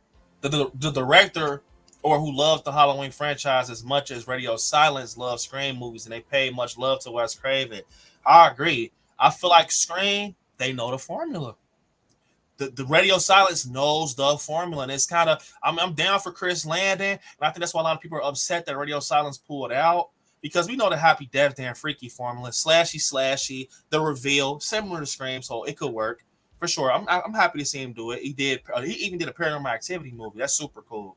He's about to do a Scream. That's crazy, but I feel like Radio Silence, they knew the formula. They knew how to pay respect to Wes and still get the job done. That's why I agree with Denisha, because, bro, Scream 6 was good. But the thing what they did not know how to do, Radio Silence, is all the way up to the end, where you got Ethan and Leanna Liberato, Quinn, and you got Dermont. That's where shit got shaky, because it was like they started sticking too much to Stu Macher, Billy Loomis, Killy shit. Like, bro, I mean, I love it. I still love Jack Champion and all, but I feel like they started getting to the point, okay, stick to the formula, but sometimes you need to learn how to transition to your own shit. Because if you don't do that, we will never get any highlighted moments in horror. We're going to get the same shit over and over. You got to think. Look at Talk to Me. Yes. Look at shit like The Conjuring and shit like if those people, if James Wan never took a risk, if Rocka never took a risk with Talk to Me and stuff like that, we will never get movies like that. We will never have bro. I'm not gonna spoil anything because I know some of you guys probably ain't seen it. Man, it's so many highlights in Talk to Me, bro, that I'm gonna always remember when it comes to horror, and it's something I've never seen before. Like, you will never know if you can accomplish that shit if you don't try it. And I think David Gordon Green, he tried to think like that, like, I'm gonna make my mark. Bruh, that's the wrong type of mark to make with the wrong type of movie, bruh. Like, so I feel like with Halloween 3, I even think he even thought about some Halloween 3 shit, Season of the Witch. No Michael, it still made a killing, later in life. It's a cult following film. No, yes, it's a cult following film, but it's not Halloween Ends. The reason people like Season of the Witch is because The Mask, that season of Halloween, it's a good story. Season of the Witch is a fucking great story. It would have just been better if they would have called it Season of the Witch. It would have been a better standalone film. It could have been in that bucket with Trick or Treat. It still is, in my opinion. It's a good Halloween movie. But you can't compare Halloween Ends where you're promoting Michael and Laurie's story. They're about to fight it out, Royal Rumble and shit. And then Halloween 3, they kind of low-key tells you what the fuck. We got Tom Atkins, the badge on the chip on the back of the mask. Like, we know where we're getting into it. And it was something new and different. It was a Halloween movie, bro. Like a literally seasoned Halloween movie. And Halloween Ends, bro, you're promoting this fucking WrestleMania match, and we got Corey Cunningham. And that's the thing. I know people, but bro, Brandon, man, you gonna make me not like it. Like, and listen to me, don't. Because you're gonna be liking it. You're gonna be not liking it for no reason if you like it, because I like it. I want you to know that I like Halloween Ends. I love it, actually. But that's why I labeled this stream. And look, for the people that see it on replay, man, I mean, if you made it this far, it's too late. But this is called a deep dive for a reason. What a deep dive is in my book is where we literally rip apart the movie. We lay this shit out on paper. We get sticky notes, and we pull shit out. We figure shit out. We see what's going on, and we go through the plot holes and rabbit holes. So when I say a deep dive, if I do a deep dive on a movie, we're going to go deep. Deep, deep, deep. We're pulling shit out. It's a difference between a deep dive and, like a speculation stream or some shit like that, or just talk about the movie stream. A deep dive is something where you explain shit and you kind of figure out and ask yourself questions. So that's what this stream was, and I think it went well. You guys ain't seen nothing yet. Wait until we start doing like them deep dives. Like, we didn't have deep dives where we talk about the paranormal shit, and people in the chat like, oh, we don't want to talk about that. We didn't have shit where the shit gets so spooky. I'm turning on lights and shit. Yeah, that's another thing, man. We kind of just ripped away Halloween Ends, and hopefully you guys got some type of understanding after the night, of a lot with Halloween. Not even just Ends, the franchise. Deep dive and Talk to Me would be crazy. Yeah, I ain't gonna lie. Hey, man, go watch Talk to Me. I love to do a Talk to Me deep dive, bro. I don't think y'all ready for that. But yeah, I don't think y'all ready for that. But seriously, man, I'm gonna do some more deep dives with the Halloween franchise. We could do a deep dive with 78. We could do a deep dive with Halloween 2, 4. Hell, we can go Halloween 3 deep dive. Seriously, man, this was a fun stream. I don't want to keep you guys all night. We had a bunch of people in the chat tonight. Brother, I knew they was gonna love it. Bro, because they the ones who asked for it. Let's do a deep dive. So, yep, we got 67 likes, guys. If we can even that out to 70, that would be amazing. Denise, I came in for Brett. James Bishop, Shape of Halloween film. It's hard to make fan films. And yes, definitely. Shout out to my guy Brett, man. I can't wait to see that. Like I said, I'm watching it like it's gonna be a movie night at my house.